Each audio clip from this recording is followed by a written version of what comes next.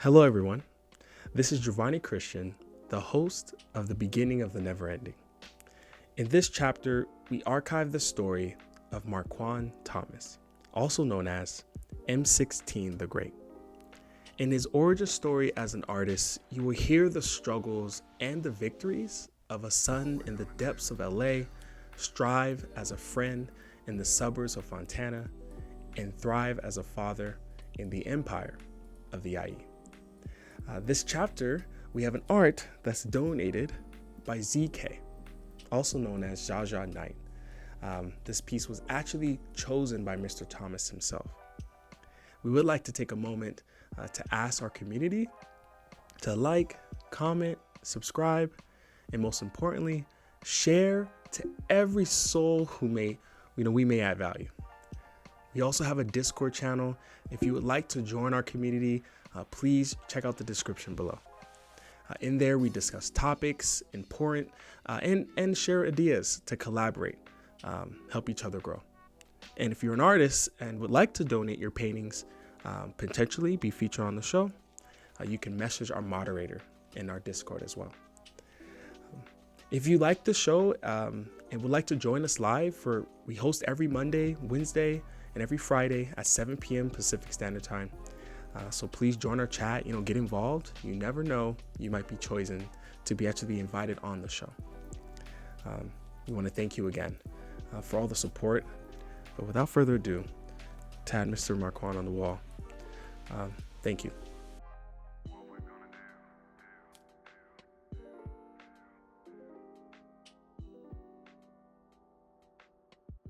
What's up? This is the beauty of live shows, guys. Welcome to the B&E podcast. This is the beginning of the never ending, and I'm really excited for today's guest. As those who don't know, this show is about the archive of people's lives, the story of the passerbys, the people you walk past every day that you don't really give notice to. Our goal is to be able to show some light on the value that they bring for others, and not just that, but how they may influence you and help you through your journey of life as well. So this may be the beginning, but obviously our legacy or goal is to be able to showcase that legacy throughout our lives and as we move on. So I guess without further ado, I would really like to bring in the fold of the community, Mr. Marquan Thomas. Yo, hello. What's up, brother? How are you doing today? Oh, man, I'm doing amazing. That's good. I'm excited to be here. Happy to be here. Good stuff, man. Yeah. So I'm really excited because I want to jump into it. And though you may not know how it starts, we have to start from the very beginning. I don't know how much you remember, but do you know much about your lineage, like kind of ancestry, where your great-great-grandmothers, or like just, do you know much about like kind of where you come from, ethnicity, if you know? I don't know, like back to like the roots, Africa, you know what I'm saying? But I know like my grandma's from Alabama. Oh, okay. My granddad, he's from Niagara Falls, New York. And yeah, I know they met in California, and then they made You're fine. They met in California. Well, this is my mom's side, and they made my mom. I'm not really too familiar where the origin of my dad's side. I know them. I know them definitely, but I don't really. I'll be lying if I say I know exactly where they're from. Sure. You know what I'm saying? Were you close to your grandmother or grandfather? On my mom's side? Yeah. Yeah. My granddad, no, because he had passed. But my grandma, yeah, for sure. When I was younger, a lot like closer when I was younger. But did they live in New York? No, California. Oh, so they both got here. Yeah, so she came from Alabama to California, and he came from New York to California. So they met in California. Yeah. Oh, that's cool. And had my mom. Do you know the type of personalities? Like, I don't know if you remember much about your grandmother. Well, I just know the stories of my granddad, and I know my grandma. She was before I was born, she used to be a chain smoker. Like, she smoked a lot of cigarettes, and she always talks about it took her 2 hours to walk to school, and you know what I'm saying, passing the Piggly Wiggly, and wearing the same shoes as her, I don't know, like 6 siblings. You know the whole country story. So I know that, and just her growing up. She had how many siblings? I think like 6. 6? Yeah. Yo. Yeah. Okay, so but you mentioned kind of like So she had a very southern way to her. Yeah, for sure. Still to this day. Still to this day, she country as hell. You know what I'm saying? But I love it. But she country as hell. Do you think your mother takes on from your grandmother? Man, my mom, yeah and no. Like, my mom has, like, she has a, like, I think, like, from what she tell me about my granddad, she has, like, my granddad's ambition. But she has my grandma's work ethic. Because my grandma, you know, she's from the South, so, you know, their mentality is just, you know, keep your head down and work, get to it, you know, provide. It's a provide mentality. Don't complain, just do what you got to do. That's how you survive, especially in the time she come from in the South. The only way you can survive is keeping your head down. Doing your job. Yeah, because you'll fuck around and be on the tree. So I'm curious here. You mentioned ambition from your granddad. Yeah. Do you know? Did he have like a specific like occupation? What did he do? He was a pimp and a drug dealer. So he was like a hustler. Yeah. I mean, if you're coming from New York, you know. Yeah, exactly. He was from New York, but you know, northern New York. Oh, okay. Still, you know, because it was like Niagara Falls. Yeah. Yeah, it was like, you know, kind of like Canada, baseline Canada, but it's probably not a lot of opportunities for people like that. Hell nah. And my family, it's funny because when I go out there, our name is like an infamous name. You know what I'm saying? Like, it's like night and day. Like, when I go visit there, it's like, you know what I'm saying? People don't play. And then being here, it's like, you just another person. You know what I'm saying? It's like, it's crazy how, like, your lineage, like how you said the history of your name could hold weight in places. You know what I'm saying? That used to mean something. Yeah, for sure. Exactly. So it's like, you know, you can have one uncle kill somebody in the city, and it's like, they don't fuck with that family. You know, just because that one uncle, be like, yo, that could be the only wild card, but for real, him doing that will put a reputation on the family where they like, yo, we're not going to play with them. So, you know, it's just a different type of, and it's crazy that I didn't grow up there, but the energy, I know that energy is in me. It's coming from there. Yeah, definitely. You mentioned you didn't know too much about your dad's side. History wise, yeah. Okay, but did you ever get to meet them? Hell yeah. I'm sorry. Like, yeah, hell yeah. My grandma, it's so crazy, man, because before I guess you would say met my dad, I was with my grandma and my granddad. It's crazy, right? The dynamic of that is crazy, but yeah, before, because I remember when I think about it, because I don't know, as of lately, I've reflected on my childhood a lot more. But I remember him being around, but it was never like an introduction, if that makes sense. Because I didn't know, I was young, you know what I'm saying? So it was like, he was in my grandma's house, but I didn't know kind of who he was, like, because he was so busy. So it's like, he'll be there, but it ain't like, he's like, yo, I'm your dad. Like, you know what I'm saying? It was like, oh, yeah. And then my grandma would tell me, like, oh, that's your dad, he does this. And it's like, oh, shit, that's tight. Like, you know what I'm saying? So I remember that. And then I remember when we had to, you know what I'm saying, when the relationship had to be established, it was a whole different type of thing. Before I would like to dive into that. Before, though, can you describe kind of you mentioned you've been around your grandmother, your grandfather a lot. What type of personalities do they have as well? Man, my granddad, when I you know, from when I recall being a kid, he was just so smart. You know what I'm saying? He was just like, I don't know, I just felt like he just knew everything. Like, he was just so smart. He read books all the time. He would do this thing where he, like, bite his tongue. It was the craziest thing. He would just be biting his tongue, and I used to be like, yo, that like, you know he's smart. You know what I'm saying? Because it was so weird that it's like, oh, he got to be smart. He biting his tongue. Like, I bite my tongue, I cry. Like, he just bites his tongue for leisure. And my grandma was just tough. It was almost like, you know, and I don't mean in no disrespect, it was almost like she was more the man in a sense. She was very tough. She always had a gun. She was just gangster, man. My grandma on my dad's side just gangster. Like, she said how she felt, and she made the best pancakes, bro. Yo, I love that. Yo, her pancakes was so fire, man. Like my grandma on my mom's side, peach cobbler. Like her Oof. peach cobbler, ignorant. You feel me? But my grandma's pancakes, bro. It's just crazy because she can't do that no more. But it's just like, yo, that's like thing that just like stands out. Your food, I imagine, is such a big. I mean, one of your grandmothers from the South. I don't know too much about your grandmothers from your dad's side. They from the South. I just don't know where. But from where? Yeah, Got yeah, you exactly. That. And do you kind of feel like your dad takes on their personalities as well? Kind of like the kind of tough but smart type of way, street smart, but maybe. Man, my pops is like a unicorn, bro. It's like it's real crazy because it's like, no, he's nothing like either one of them.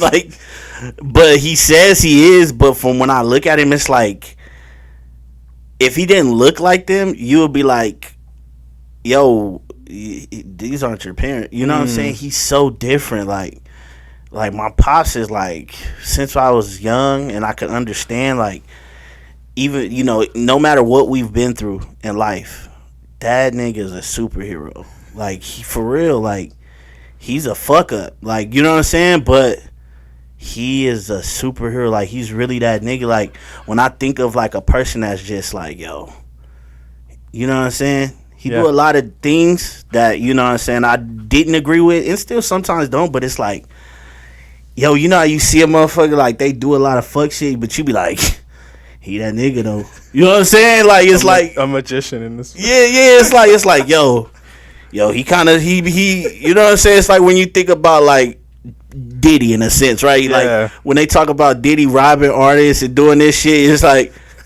yo, but he Diddy, though. He's still that nigga. You know what I'm saying? It's like, yeah, he probably did rob Big and Mace and everything, but he's still that nigga, though. He Diddy. You know what I'm saying? You still gonna respect Diddy, just like some people still gonna respect, you know, Trump. Like, Trump is a fucked up person, but it's like, yo, he's still that nigga, though. He's Trump. You know what I'm saying? He still did his thing. You know what I'm saying? And that's my pops. It's like, he did his thing. Like, you know what I'm saying? He do his thing. It's like, you can't even be mad at him. It's like, yo, he that nigga. He gonna always be a legend. To somebody, he's a legend to me, but it's like, he's a legend. Like, to people that's around him, like, he done did legendary shit. What are we talking at? What part of California here? Southern California, you know what I'm saying? LA. With my moms, we was like everywhere, man. My mom's a writer. Is we going to my mom's? We jump into that? No, please. Okay, yeah. So my mom's is a writer, man. She like, one thing I can say, like I said, my mom's got that hustle. She got the grind, man, and she just used to like, we'll get it, whether we in a car, whether we at apartment, whether we at hotels, motels, people house, on the floor, on the couch. Mom's is a writer. Like, I remember not asking for a lot because I just knew she was just getting to it. Sometimes I look at my siblings and I be like, I think that's, you know, that's why I be having problems, because it's like, yo, I seen it. You know what I'm saying? I seen her get it out the mud. And a lot of, you know, I don't think they didn't see her get out the mud. And then, my brother seen it, but I don't think he really understood to the extent to, like, how hard it was and how strong she was. You know what I'm saying? She made a lot of decisions that the average person wouldn't make for their kids. You mentioned you have brothers and sisters. Mm-hmm. Are you the youngest, oldest? I'm the oldest. Yo. And the oldest grandchild. Yo, so it's like all the way. It's like, you're like everyone's like on my dad's side, I'm the oldest grandson. But period, on my mom's side, I'm the oldest grandchild. Period. How many brothers and sisters? I have 2 sisters and 2 brothers. Oh, okay. Yeah. All right. Mom and pops? No, I'm the only one. That's why I'm special. Yo, I'm the only one they had.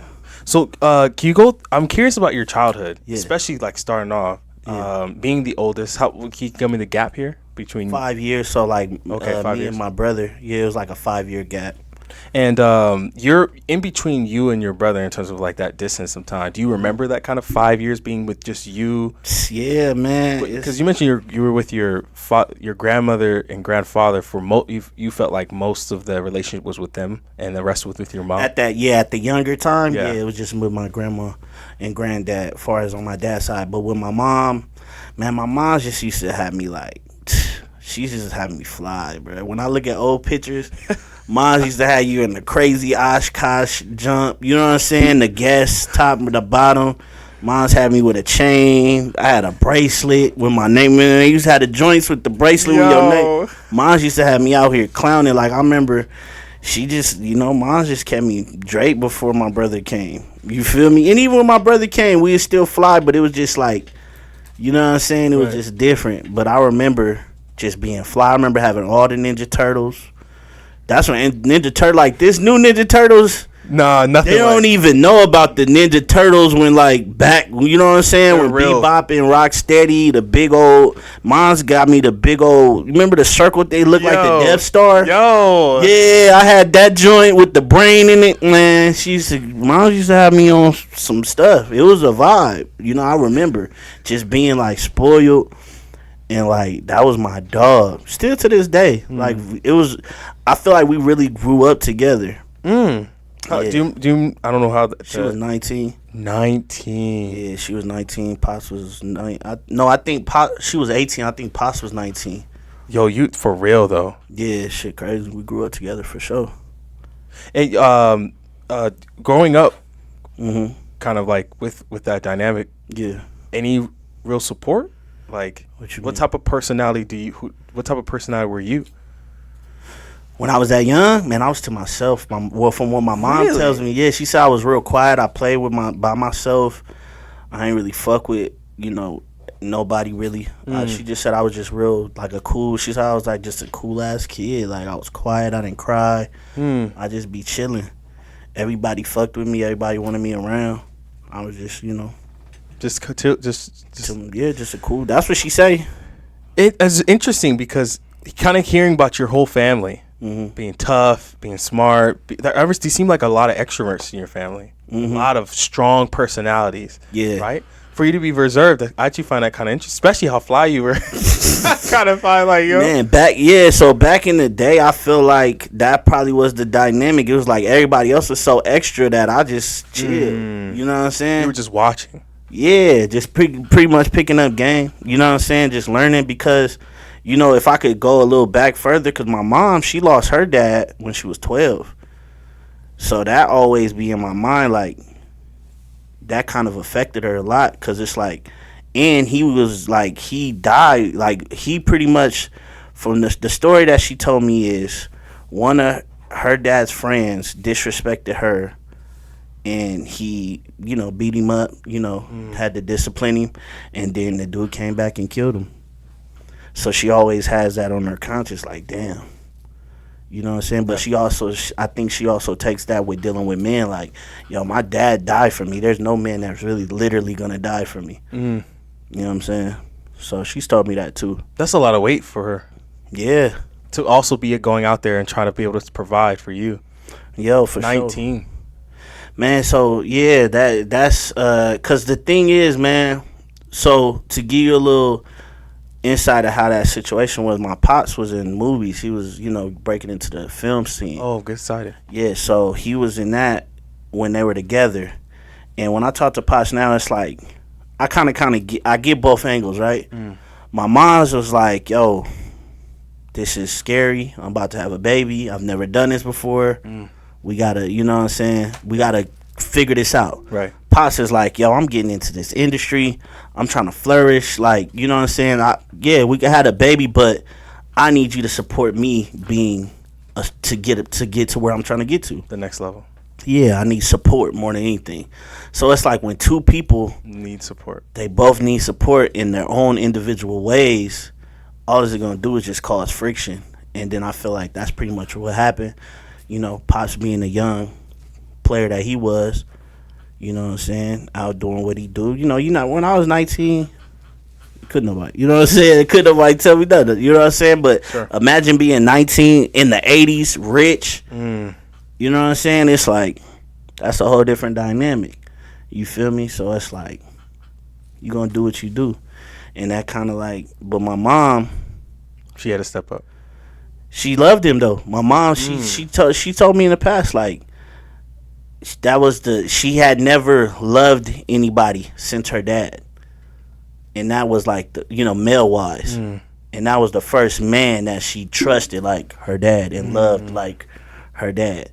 So when that happened, it changed her again. You know what I'm saying? It was like, so, but my mom's is hard because of the situation, what she's been through. She's hard. She's a hard person. She's not the what you call the quote unquote feminine, soft type of chick. You know what I'm saying? So it's like if you can't handle that, it's gonna be, it's gonna be a little difficult for you.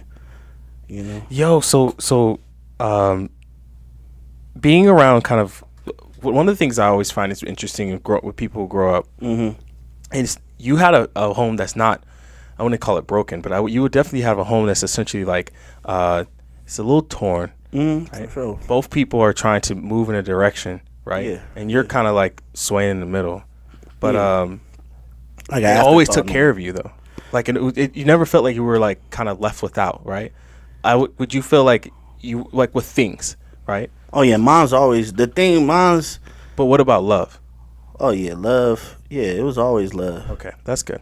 Yeah, love was always. I felt like it's crazy, man, because I low-key was talking to my pops about this. It's like it's love, but it was a little bit of resentment. You feel me? It was like I know she loved me, but I knew sometimes I would, when you're a product of both people. So I feel like sometimes when I would do certain things that made a reminder her, she would kind of like, you know what I'm saying, back up a little bit.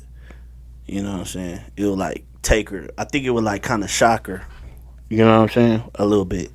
And I know like, later down the line, a lot of the, like my ambitions and the things I wanted to get into scared her. And she would always tell me certain things, and she wasn't trying to kill my dream or like stop me from doing it, because now she's very supportive, but she was just kind of like, yo, don't. I could tell that she was afraid that I was gonna be like, yo, man, don't be like your damn daddy, like living in the clouds. I know that's how she probably thought a few times in my life. Right. But so can you mentioned you have some brothers. Can you go over your sisters? You mind going over who they are? yeah, my brother is Courtney. Okay. My other brother John Day. Okay. And my sister is Jadion, and my other sister is Maya.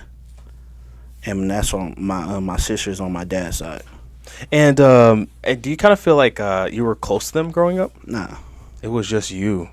Yeah, like it's like I watched, like I had to raise them. You know what I'm saying? Oh. So I don't think we was close. The dynamic was different. Like it wasn't like, it was like, oh, I'm raising them. You know what I'm saying? That's why it took me so long to have kids, because I was like, this ain't for me. So. I'm sorry. The one thing that I'm having a hard time is trying to imagine where you are right now. Can you give me a city where you are at? Because you mentioned that you were just bouncing. Oh, yeah. So for the most part, I would say at this point, let's call it like kind of elementary. Yeah, I'll just say generally LA. It was just in the, LA for the most part, like, between Compton and, like Los Angeles for the most part. And growing up, right now you're starting to kind of see the world differently. You're starting to become your own personality. Especially kind of entering kind of the elementary school, middle school time. Yeah. I think seems like you're coming more to yourself, understanding who you are. What does that kind of lifestyle look like? Or are you still bouncing around, just trying to find stability? Elementary school, hell no, I didn't know who I was at all. Yeah, elementary school, like I was just pretty much like teachers, like I didn't pay attention. I like to draw. I like to dream. I like to daydream. And I didn't talk like traditionally, I guess. Like that time, Ebonics was a big thing. Yes. Yo. So I used to have to go to different classes for phonics and Ebonics. I wasn't a good reader. Teachers used to call me dumb. Yo. I was on welfare, so I had free lunch. They used to make fun of me having free lunch. It was a lot of shit that I endured elementary wise. Like I used to draw. I wanted to make comic books. I wanted to do like Marvel, right? And a teacher was like, black people don't read. So you're not going. Yeah, she told me that. She said black people don't read, so it wouldn't make any sense for you to do that. You need to find something else. This is a school in where? I think I was in Lakewood at this time. Jeez, dude. Yeah. Who's the support system, man? Which was crazy, yo. Let me tell you, I don't know if people. I talked to some people about this. Some people remember. In this time in LA, right? We lived in like Compton, right? Right. We would have to wake up at 6, maybe earlier, take the bus to go to Lakewood, like to these white schools. I don't know what that was called, but I remember that like we were like it was like a handful of black kids, and we would go to these white schools, and they would kind of like try to assimilate you. Yeah, like it's like because I don't know what it was, but I remember it like it was yesterday because that's when the reality of you're broke. You know what I'm saying? Because when I was in where we were at, it was like, yo, everybody on this type of time. So when I went to those schools, it's like, you got free lunch, you got this, you know what I'm saying? It was just like we'll have night, like, you know, moms have me in nice shoes. She's like, you have free lunch, but you have Jordans on. That doesn't make, you know what I'm saying? Like, the teachers would talk crazy. And I just remember that like it was yesterday. I don't know what that was, though. I think it was like a stud. I don't know what that was. But I feel like a lot of my, you know, cousins and stuff went through that. We had to go to different schools that wasn't in the city that we were in for some reason. It wasn't like white kids were coming to our schools. Right. But it was like a selected few black kids would go to these other schools. Yo. I remember that for sure. So going into these schools, right? Mm-hmm. Who's your friends? Man, the other black kids. But sometimes they didn't fuck with you because, like, you know, it's all, you know, in high school, man. I mean, not high school, in school, especially elementary, middle school, is our status is your education. Right. So it's like, if you're not thriving, if you ain't passing these spelling tests, they not fucking with you. You know what I'm saying? And I never was good at school in a sense, like testing and all that. That wasn't really my thing. I was always good at like art. You know what I'm saying? And my imagination and how to and any person trying to like, yo, you got this, uplifting you, support, like, who's the? Nah, I ain't had none of that. Nah, but I needed that though. I appreciate that actually. I ain't had none of that. Like, not a like. Jeez, man, like, you're talking about moving from hotel to different motel, trying to find a place. You know, you're waking up at 6 a.m., traveling to a whole different place. Yeah. Ton of kids that you don't have no clue, don't even look like you. Yeah. You're realizing your realization of your life is like, man, I'm broke. And everybody around you, school is like struggling, and teachers are not even being supportive. I would at least think the teachers, like, man, but no one like to, like, you know, hood like, teachers though. Like when I was in like the neighborhood, like when I went to the school that I was supposed to go to, those are the best teachers. They actually were trying to. Yeah, but like that's why it stands out. This memory stands out to me because it was like a culture shock. You know what I'm saying? Because I remember, my other teachers used to like compliment my drawing, compliment my stories, and like they would take their time with me. You know. But yeah, I remember as soon as that happened, it was just like night and day. Do you remember how long you were there?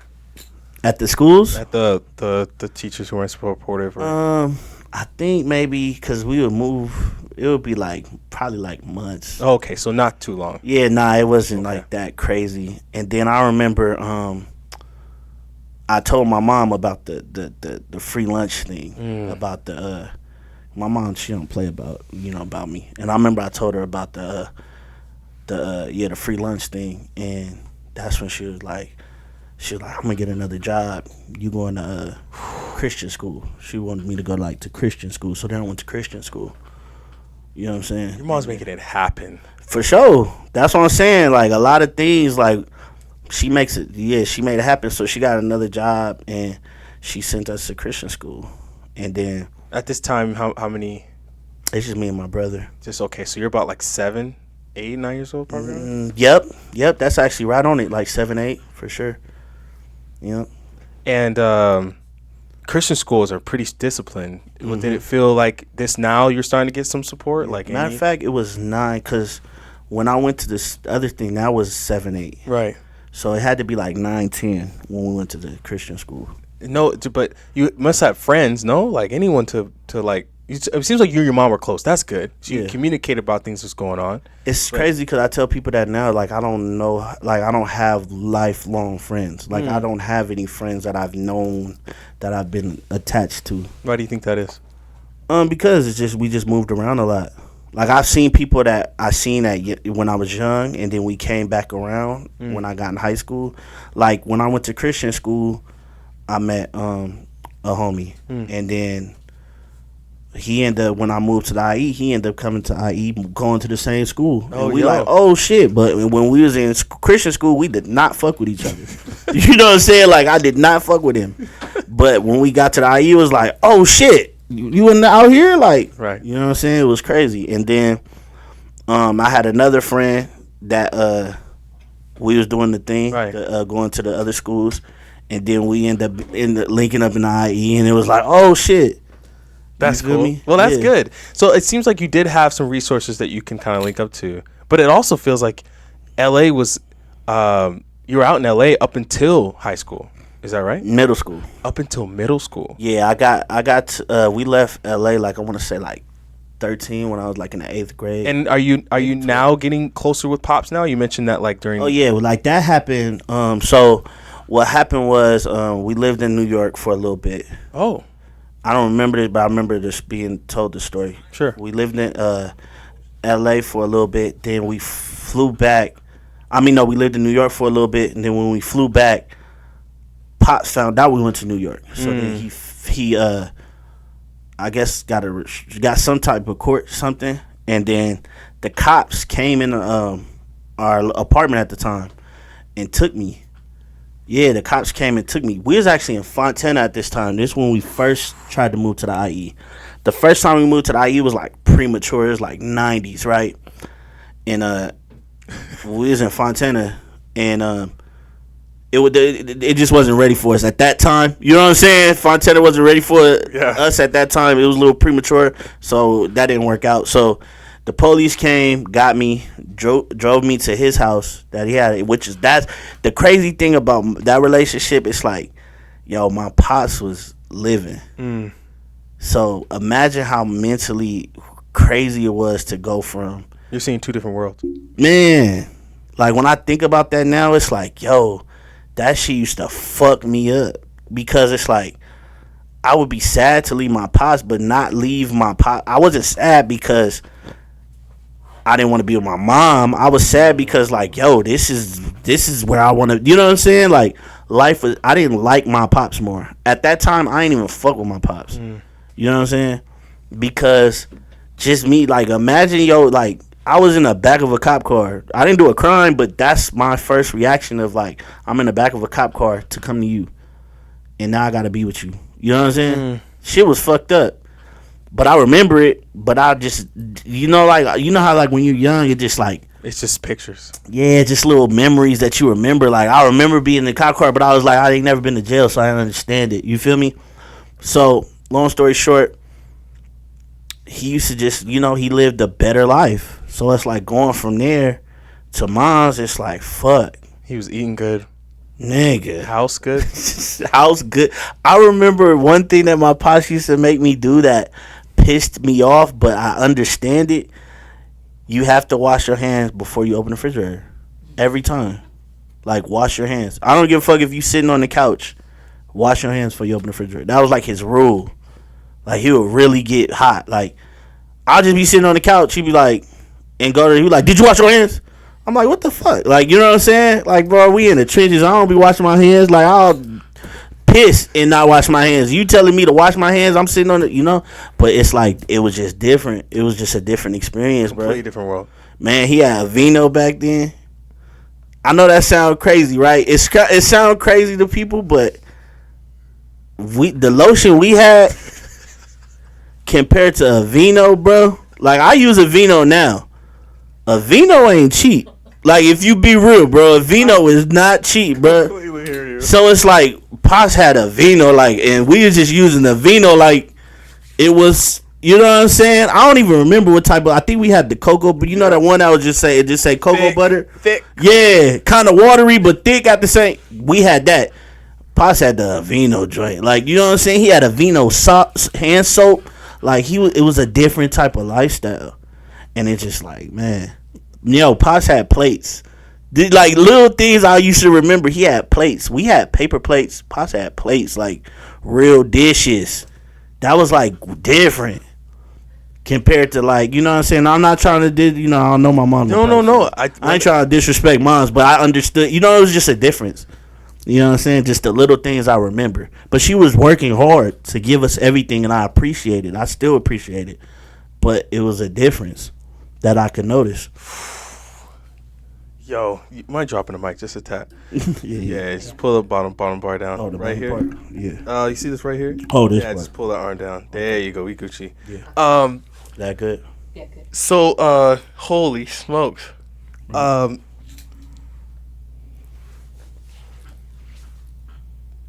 of the things, my parents got divorced. Mm-hmm. And I heard stories of like you with one person and the one person's like talking all the smoke. Yeah. And you go to one other person talking all the smoke. And it's just cause constant like kind of back and forth of this kind of dynamic. Yeah. Do you kind of feel like there was like, you mentioned that there was two things that you felt a lot of love, but you said there was a little bit of resentment. Yeah. Do you feel like that was it? The fact that kind of this lifestyle that was missed from your mom was able to have, or? Well, my mom feels like, well, not anymore, but she felt I think back then was like, I sacrificed a lot. You know what I'm saying? Like, she had a full ride scholarship. You know, she had a lot of things on the table. My mom's a very smart woman. And when she came to the realization, like, okay, I'm about to have this baby, we about to start a family, this is it. And it wasn't that. So it's like a lot of shit kind of, you know, but she never played the victim. She always was like, she's strong. Yeah, she never played the victim. She always just, but It I is what know it is. when I hear the stories of them talk about each other, it's like, okay, I just put the pieces together. You know what I'm saying? This makes sense now, because I'm hearing your story. It feels like you're playing ping pong, right? Yeah. It feels like you're like over here for a second, you hear these, and then you kind of go over here, and you hear, and it's like this kind of constant back. It's not like a steady flow, because it's these short films. Yeah. you know? Yeah. Were you ever like stable? Was it ever just like, finally we're here, I'm here? Like when it like, I am As a grown up? really? Yeah. Your whole childhood, you never had like. Nah, like what do you mean like stable? Like where it was like I have a plant. Like imagine like you have a tree. Mm-hmm. And you plant this tree and it gets to dig its roots, right? Mm-hmm. Right. You don't have to uplift this tree and move the. You know what I mean? Yeah. It feels like you're a potted plant. You're just kind of like moving to Facts. like you don't have a chance just to dig your roots. When did you get to finally like dig the roots and really be IE for sure. Okay. That's why I love it so much. When we moved to the IE, that's why I love it. I love it so much. It's like, man, it means so much to me. I don't think people understand it. They just look at it like a piece of the planet or a section. Like, nah, man, this shit is everything, bro. I think this shit, I love it. I love the IE because that's where I felt like I got my roots. That's where I realized I learned what a friend was. I learned what love was. I learned a lot of things. I learned a lot about me through this place. Can you dive into the story here? You mentioned that you had tried to go to Fontana. They said, "Look, it's premature." It was too early. The race shit. It was, hey man. Excuse me. Fontana. Yeah, it was. If they don't know, that's where the clan was at. that was the clan was at. They section, like they used to hang. They started there, yeah. At Fohai, like I still hear stories about like people see ghosts at Fohai, like hang people. Hang people there at the school. Fontana High School. At Fontana High School, bro. It's like people used to say, like, you know, on the Sixth Sense.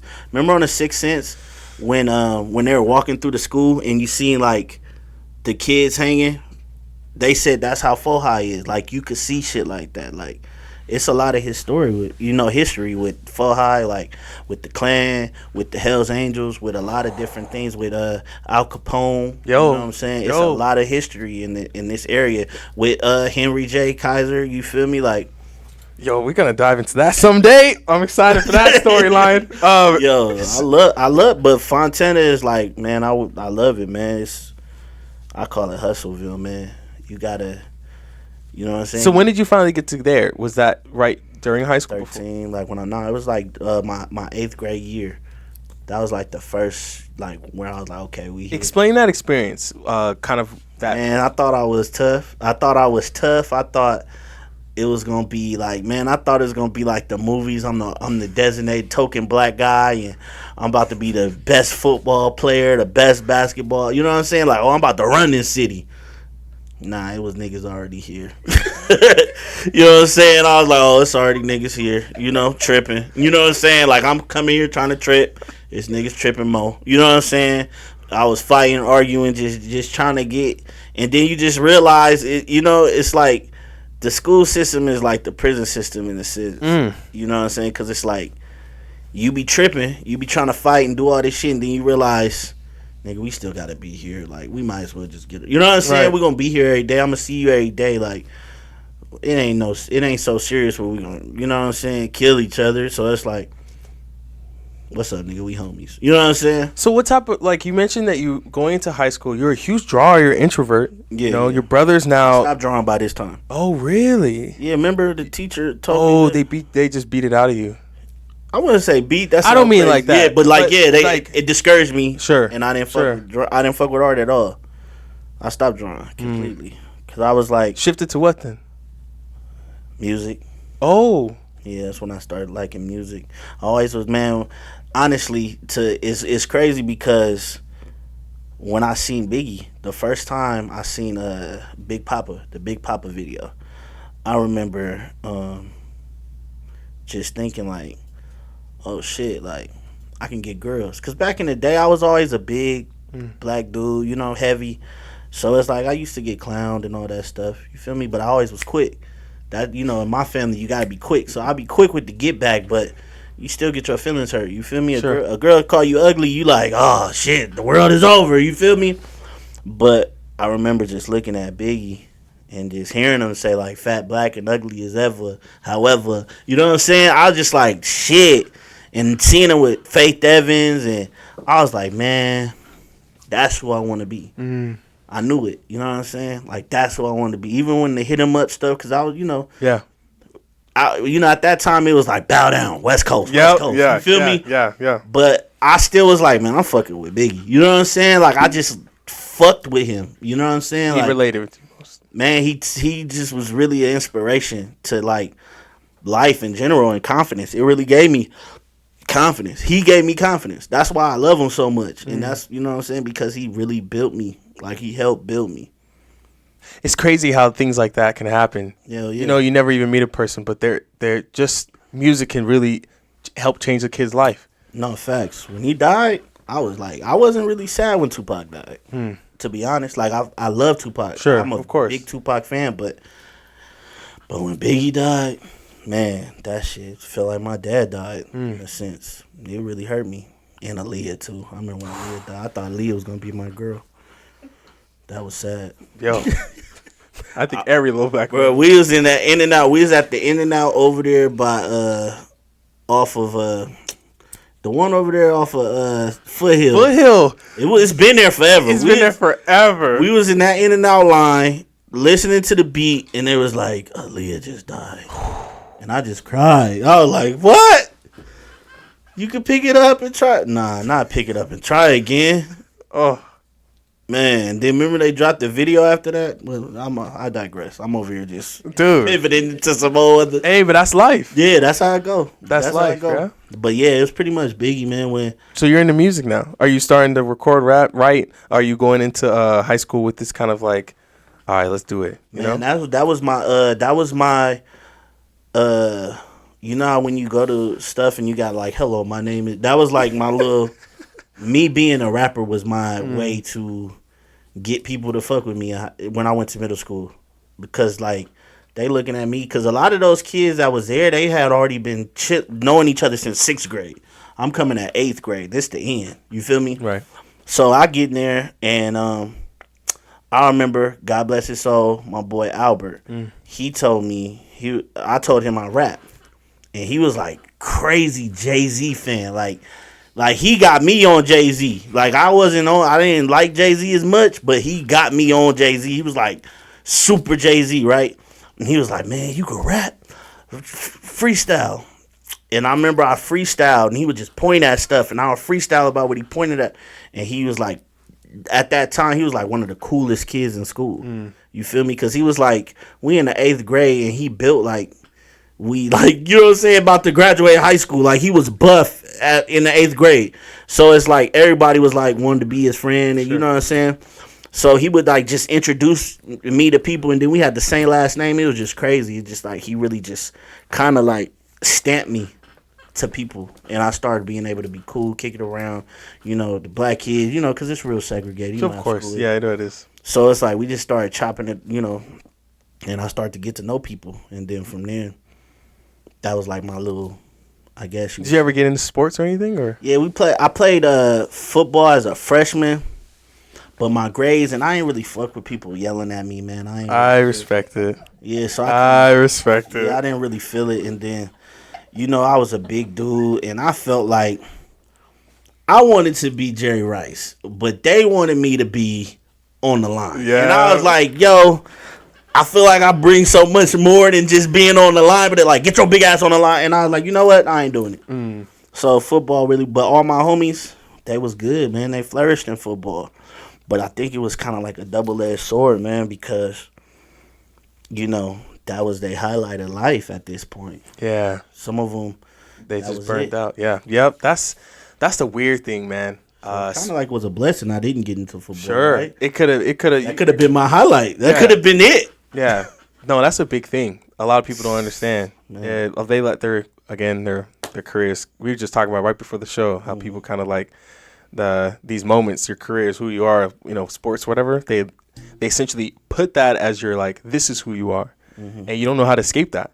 Because once you're put in a box and you say, you're a sports dude, and once you get injured, something happens, you know, you fuck up, whatever, it's hard to get out of that box. Like, oh, you used to be a sports guy. It's like, well. Niggas got I remember the homies used to have they be in the newspaper. I remember the first time the homie got in the newspaper. You would have think he went platinum. We was so hyped. Newspaper. When you used to get in the newspaper for this, it's like, oh, you on. What season are we talking? What year? What is we're in the early 90s, late 90s. Nah, right? This is we in 2000s. We full fledged when this happened. Am I going too fast? No, you're good. Okay. No, I'm keeping up. I just gotta get my timeline right. We like in the 2000s, like, you know what I'm saying, like early 2000s. I want to say like 23, 24. Wow. 50 just came out. You feel me? Get rich or die trying season, and like. Niggas is playing football, and like I'm full-fledged rapping, you know, at that time. But yeah, man, I think I'm even getting in the studio by that time. I think this is after high school. No, this is high school. I'm in high school. You're in the studio in high school? Man, I used to say, yo, it's so crazy. This is how dedicated I was. I used to save my lunch money and my allowance money to go to the studio, and I would pay somebody $60 for gas. That's in the 2000s, $60 ain't like. Bro, that's a month of allowance just to get the gas was just a month of allowance. Woo. And back then, the studio session used to be $50 an hour. Was that now? But back then, it was that. Like, you only could go, nobody had house studios. It was only studios. Like, you had to pay for real studios. And, I'll just record songs. I would bring all the homies with me, the other homies that rapped, and I would be like, yo, I pay somebody to ride us to the studio. Let's record some songs. We just record shit all day. And I would just. No, I have to ask this, right? Yeah.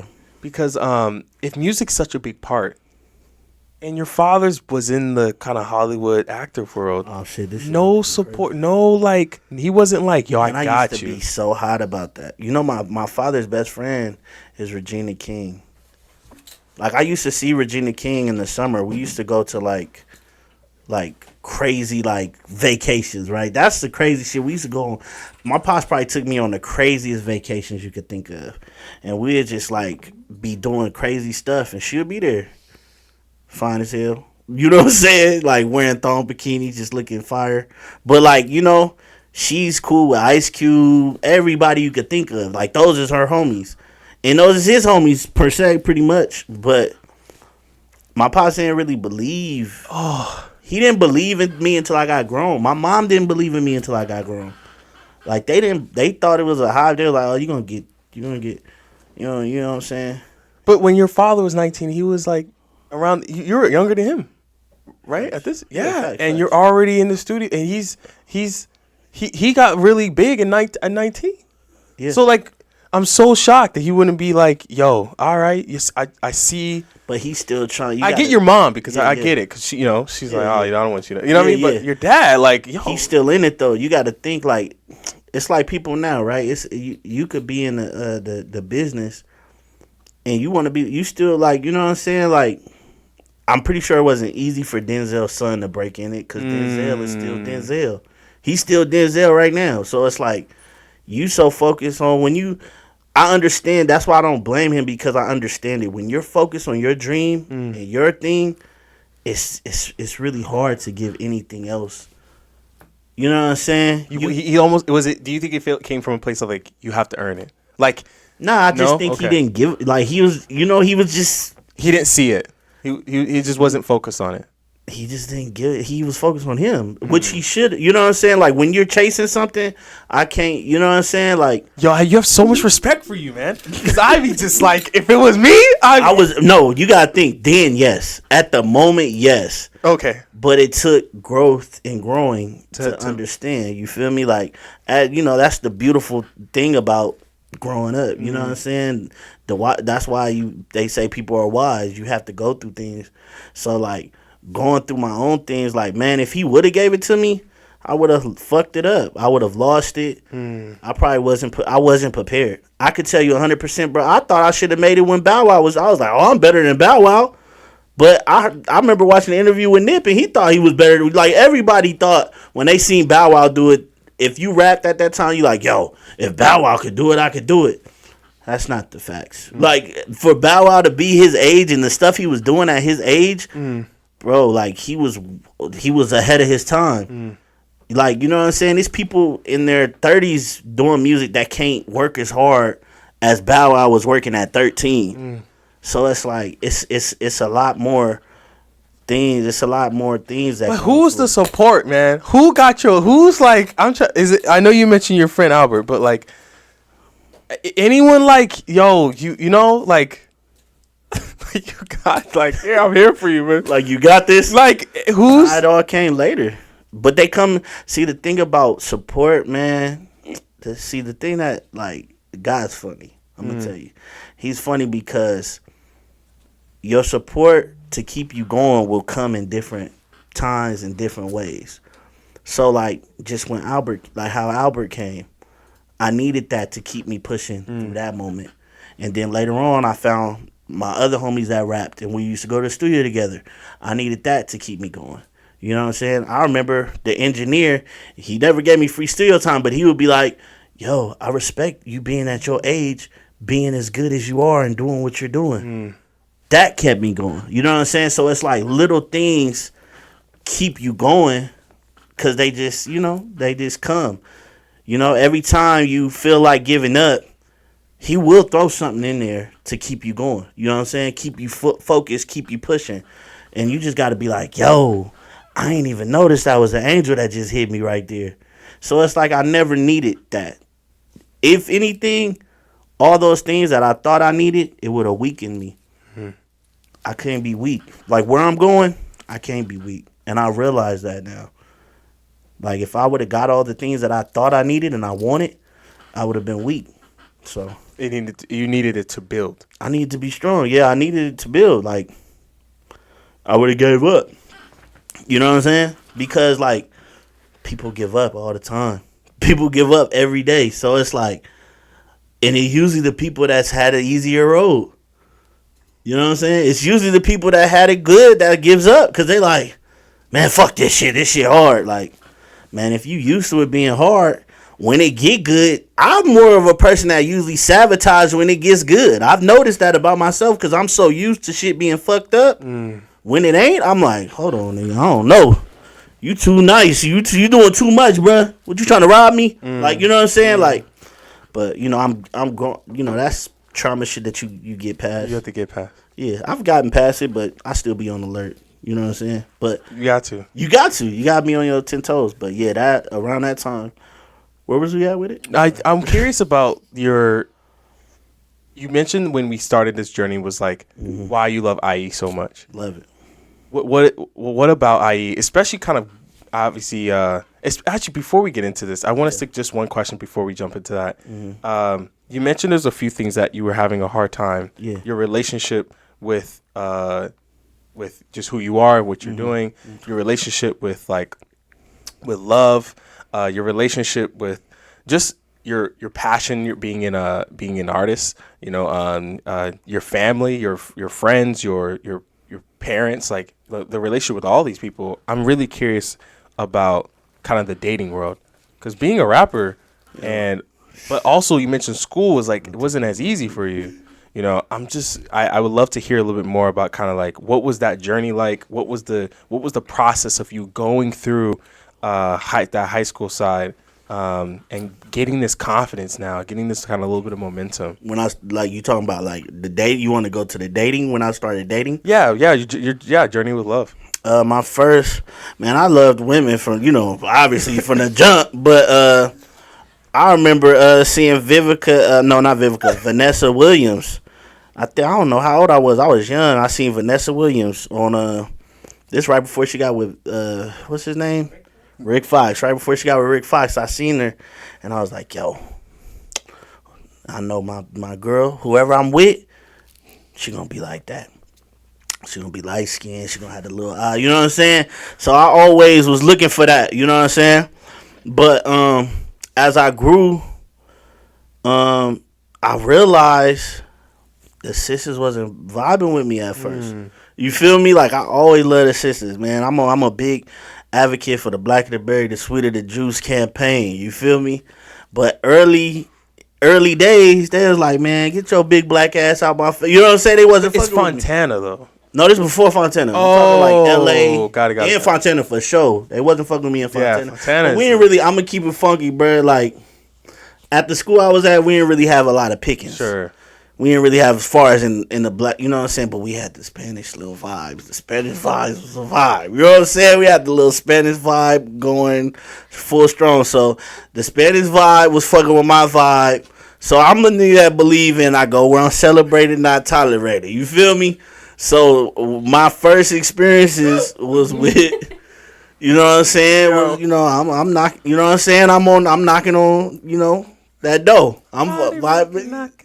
Yeah, you feel me, bruh? So that was my vibe. I was with the Spanish, you know what I'm saying? A little half and halves. You feel me? That was really my little cup of tea. So it was cool. So So is it so life is not so much of a struggle, hopefully. Like I mean it's when we get to Fontana? Nah, it's different. It definitely mine's I feel like at that point everything's coming together. Okay. Like all the shit that she had went through is like okay, it's coming together. How is your relationship with your mother? That's my nigga. She's my dog. So that like it's all throughout this time, you two were just as tight as like. No, it wasn't. I mean, of when course, you get into high school and shit, you start thinking you know what I'm saying. We at that time we wasn't as close as we are now, but yeah, but that's still my dog. She always been my dog. That's my dog for real, and yeah, that's when like I think at that point in life we really wasn't rocking because she was lonely and she would, she would deal with certain people that I wasn't really rocking with. You feel me? Like our energies didn't mesh. You feel me? So, but my mom need love. I love to see my mom happy. But to say that she was happy, I don't think she was happy. I think she was just, that's just what it was. That was the look she was going for at the time, to be married and be in this whole shit. I was, I'm happy. I was happy for her. I would have been happy for her if I could honestly admit, like, feel like she was happy. But even in Fontana, man, I remember that, like, my step pops. I've even talked about it in songs. Like, I remember when the police raided our house there because of him. Like, you know what I'm saying? Just because of, living this certain lifestyle, and you get caught up, selling this to the wrong people. Right. You know what I'm saying? So I've experienced and seen a lot of different things, dynamics. Do you feel like those moments Mm-hmm. was like a reminder of just like like, dang, like when you feel like you're making like cool, life is good. Yeah. You have these moments like, yeah, that's it. But that goes to the moments that keep you going, right? Because it's like you gotta have the yin and the yang. Just like the moments that keep you going, you gotta have the moments that keep you humble. And I hate the word humble. I don't really like to go by that kind of vibe, but sure. but you know, to keep you down to earth, remind you like, yo, you still a human. You still could, you know what I'm saying? You can still fuck this shit up. Stay sharp, you know what I'm saying? So it's like, it go with the yin and the yang. So just like you get those, all right, man, it's okay, let's go. We on the right path. You'll get that like, hold on, nigga, slow your ass up, focus. You know what I'm saying? So it go hand in hand. If your future right now, and you're kind of entering out of high school, education was struggle. Trash. But you passed, no? Barely. Hell yeah, I had to go to Citrus. I don't know if you're familiar with Citrus. Of course I am familiar with Citrus. So I had to go to Citrus. I don't even think Citrus is open. I drove by there. I don't think it's still open, but I had to go to Citrus. I had a 0 period. I had a 7th period. An 8th period, 9th period, and I went to Citrus. And I had to take adult school classes. I was bullshitting. I was on bullshit. We had this thing called Kaiser Days. Bruh, I missed so much school, but I had been ditching school since I was in the 11th grade. When we lived in Inglewood, I was in the 11th grade. We had this. We went to I think it's called Monroe. I went to a school called Monroe.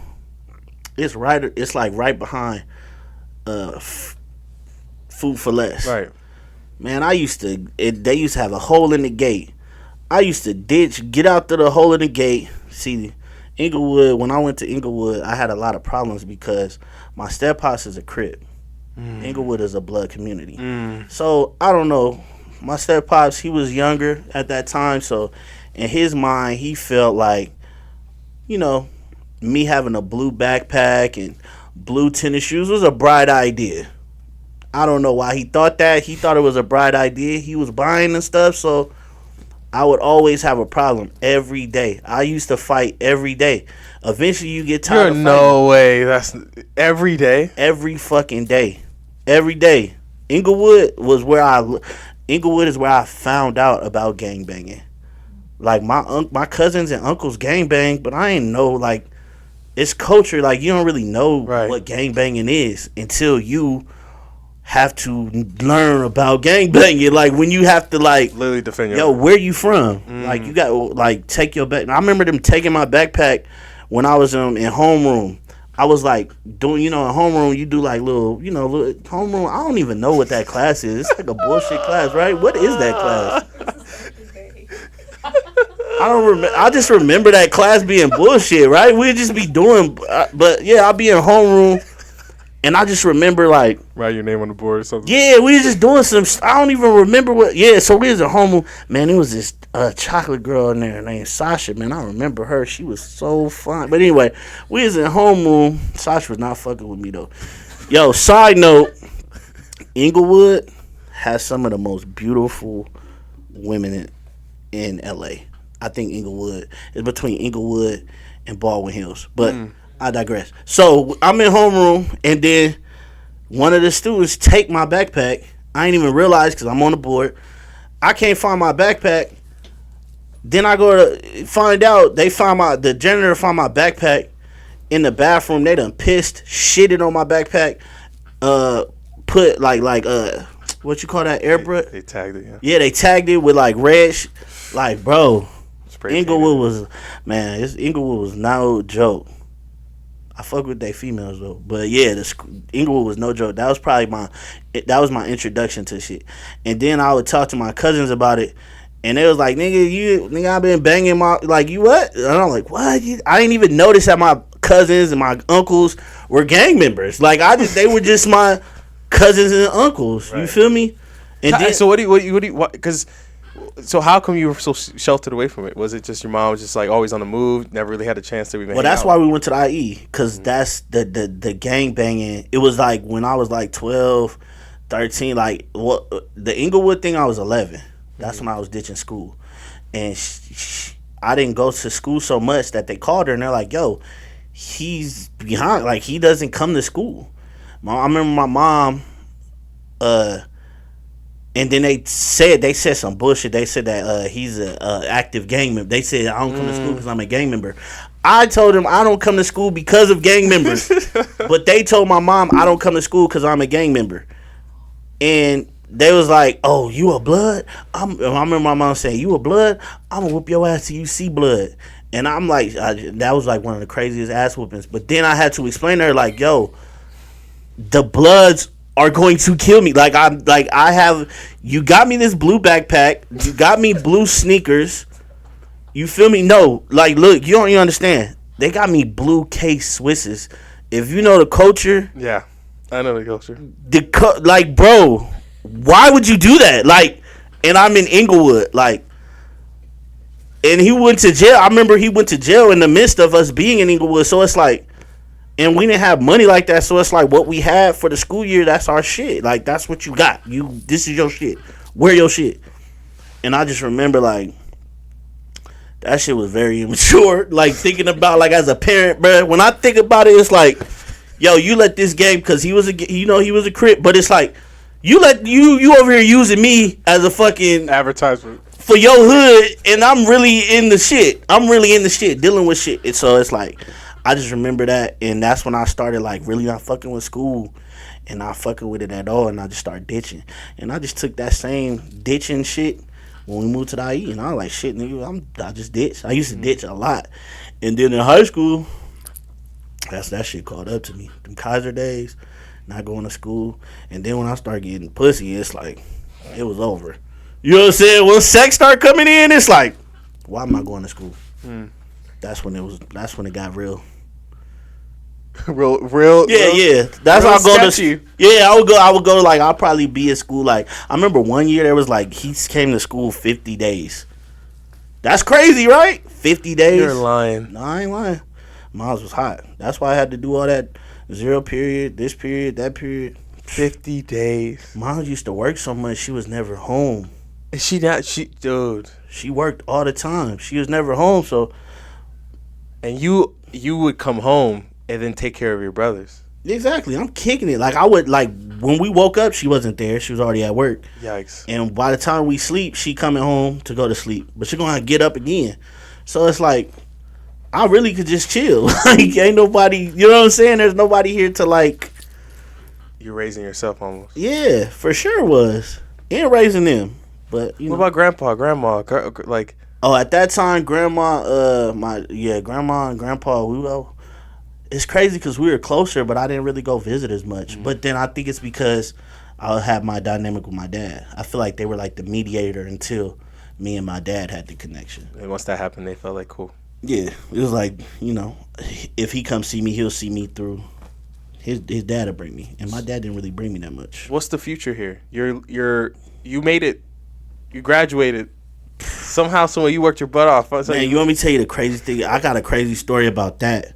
So I got expelled the week of graduation. So technically, I didn't graduate. I didn't go to graduation.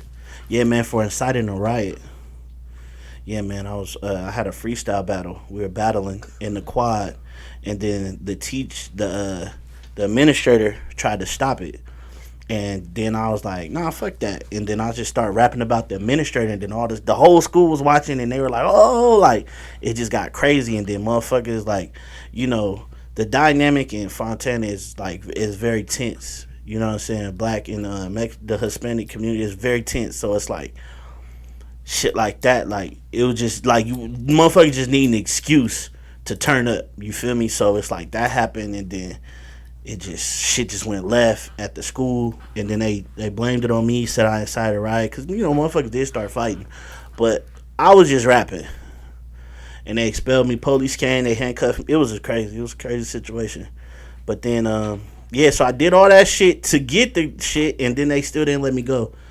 I remember that was the first time I seen my mom cry. Whoa. Yeah, like, she cried. Like, she was crying. Because she had to call everybody and tell everybody, you know, I had family from New York, everywhere, like, oh, he not going to graduate. So, yeah, that was like the most embarrassing, disappointing thing. So that's why I always told my mom, like, yo, I'm going to go to the Grammys, I'm going to bring you.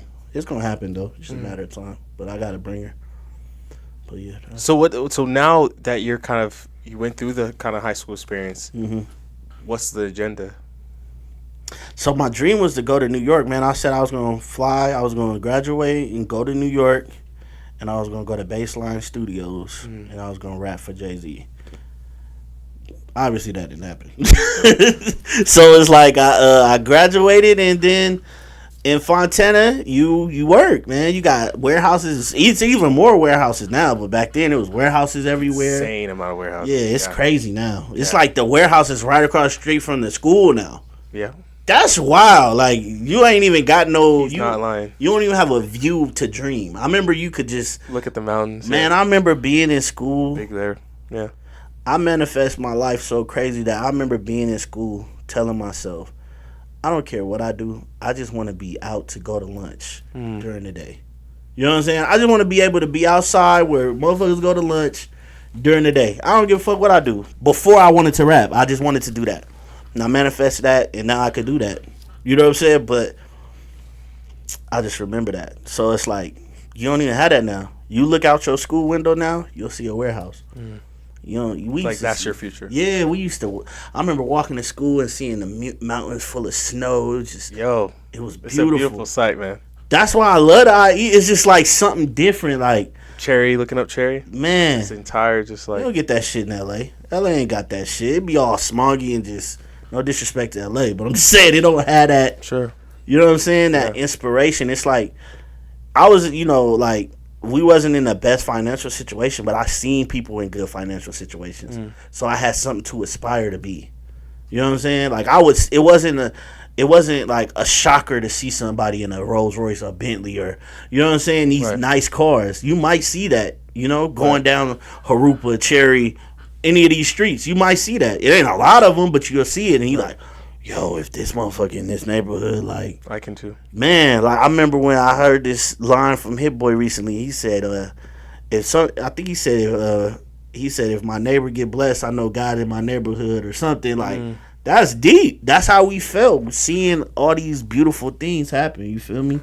And that's just the mentality. It's just like you could just be inspired, but that's gone now. They took that. So if you're still, I mean, you have to work, you have to do your thing. Hell yeah. But which I really didn't though. That's what I learned later in life.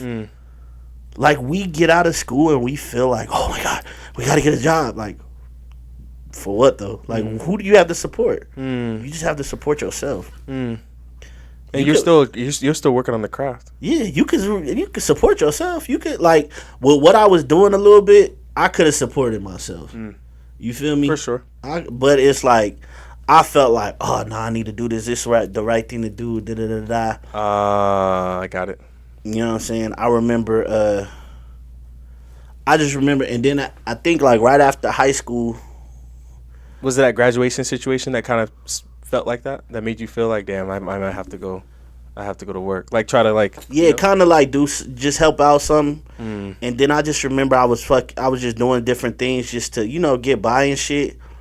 And I remember one time the kids was my brothers and shit was at the house, and I went to the park. I was just trying to like make a quick little fade, and I was like I could jump over the wall, do that, and then I'd come back.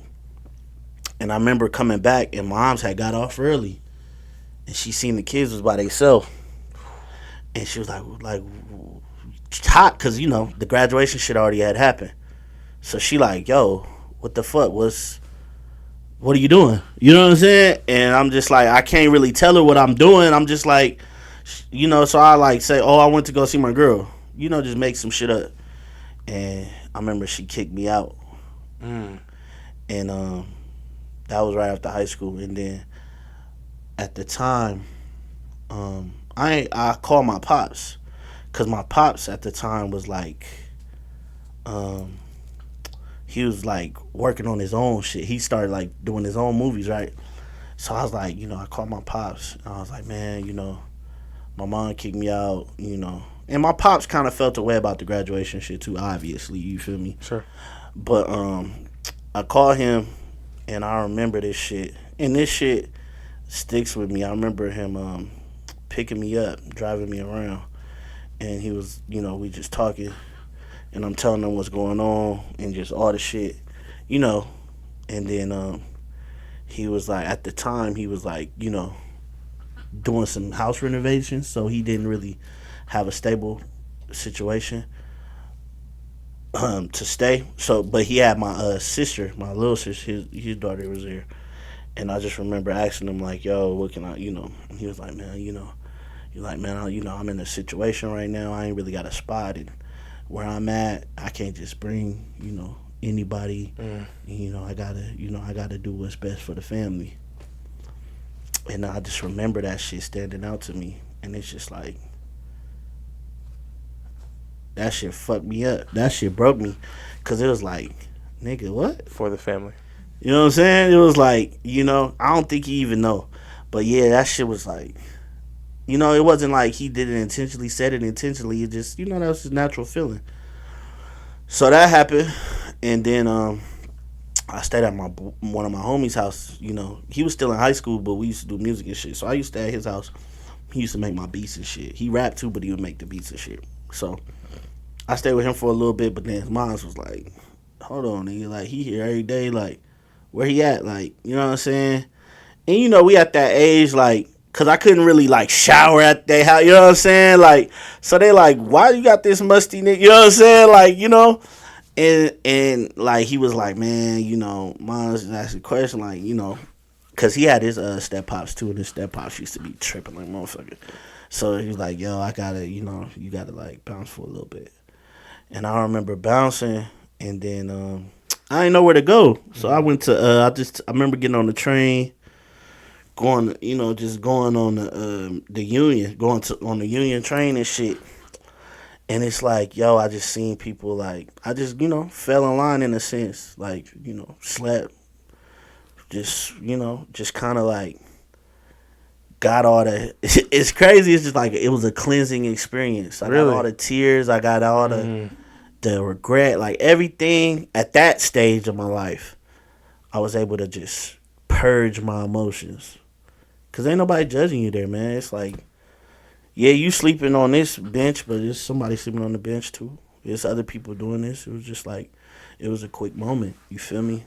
And then I just remember after that, I don't know how it happened, but my grandma was like, "Yo, you gotta go to school."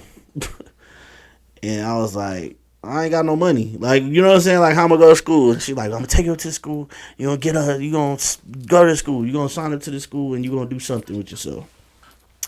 Remember, it was American Intercontinental or some shit. You ever heard of that? Yeah. I remember signing up there.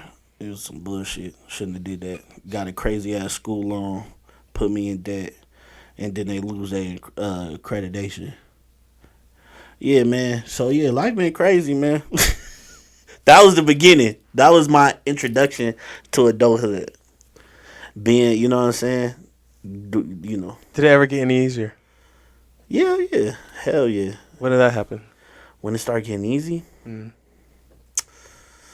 Easier. Not easy, but like, yeah, you know what I mean? easier. I think it was like when I just like was like just got focused on like, I don't know, man. It's hard to really say, man. It was incremental. Yeah, like I can't say it got, to be honest, if I'm being all the way transparent, like it got better when I had my daughter. I think when I had my daughter, that's when life, it felt like I had a purpose, so it made more sense. To really dial in. Yeah, I was just, because even though before that I was in a relationship, we was figuring out, she was in school, she was smart. Like it was like I don't know. In the midst of that, I bagged like a chick that I had no business being with, no business having. The way my life was set up, the way her life was set up, even her parents would say like, "Yo, the math ain't mathing." You know what I'm saying? But I was so player that, you know what I'm saying, I could talk the pennies off the Statue of Liberty. So it's like, you know what I'm saying, I just macked her, and you know what I'm saying, and I mean that with the utmost respect. I just was able to get. I just made her feel real. I think that's what it was. It was like her life was so structured and so tailor-made. It was so blueprinted. You know what I'm saying? Her family had a blueprint for her. And I made it real. Like, I made it where it's like, man, fuck the blueprint. You fucking with me.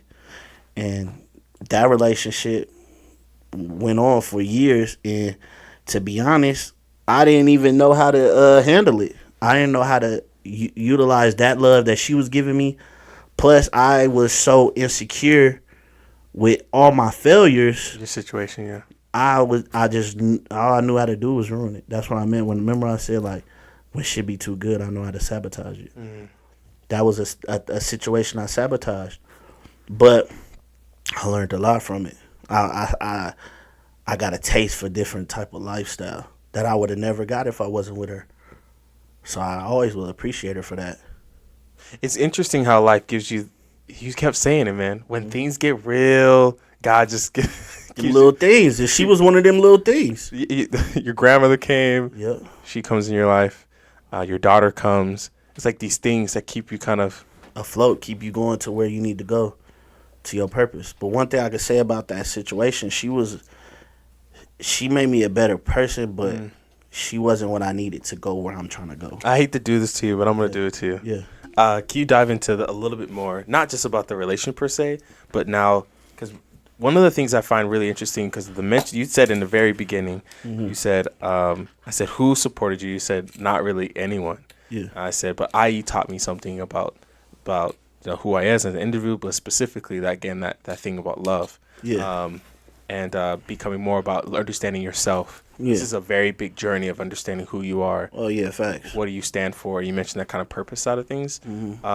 What is it about kind of that relationship? Yeah, and your. I want to ask a little bit more about your daughter as well. What about that kind of that situation that kind of really helped form like the type of person you want to become now?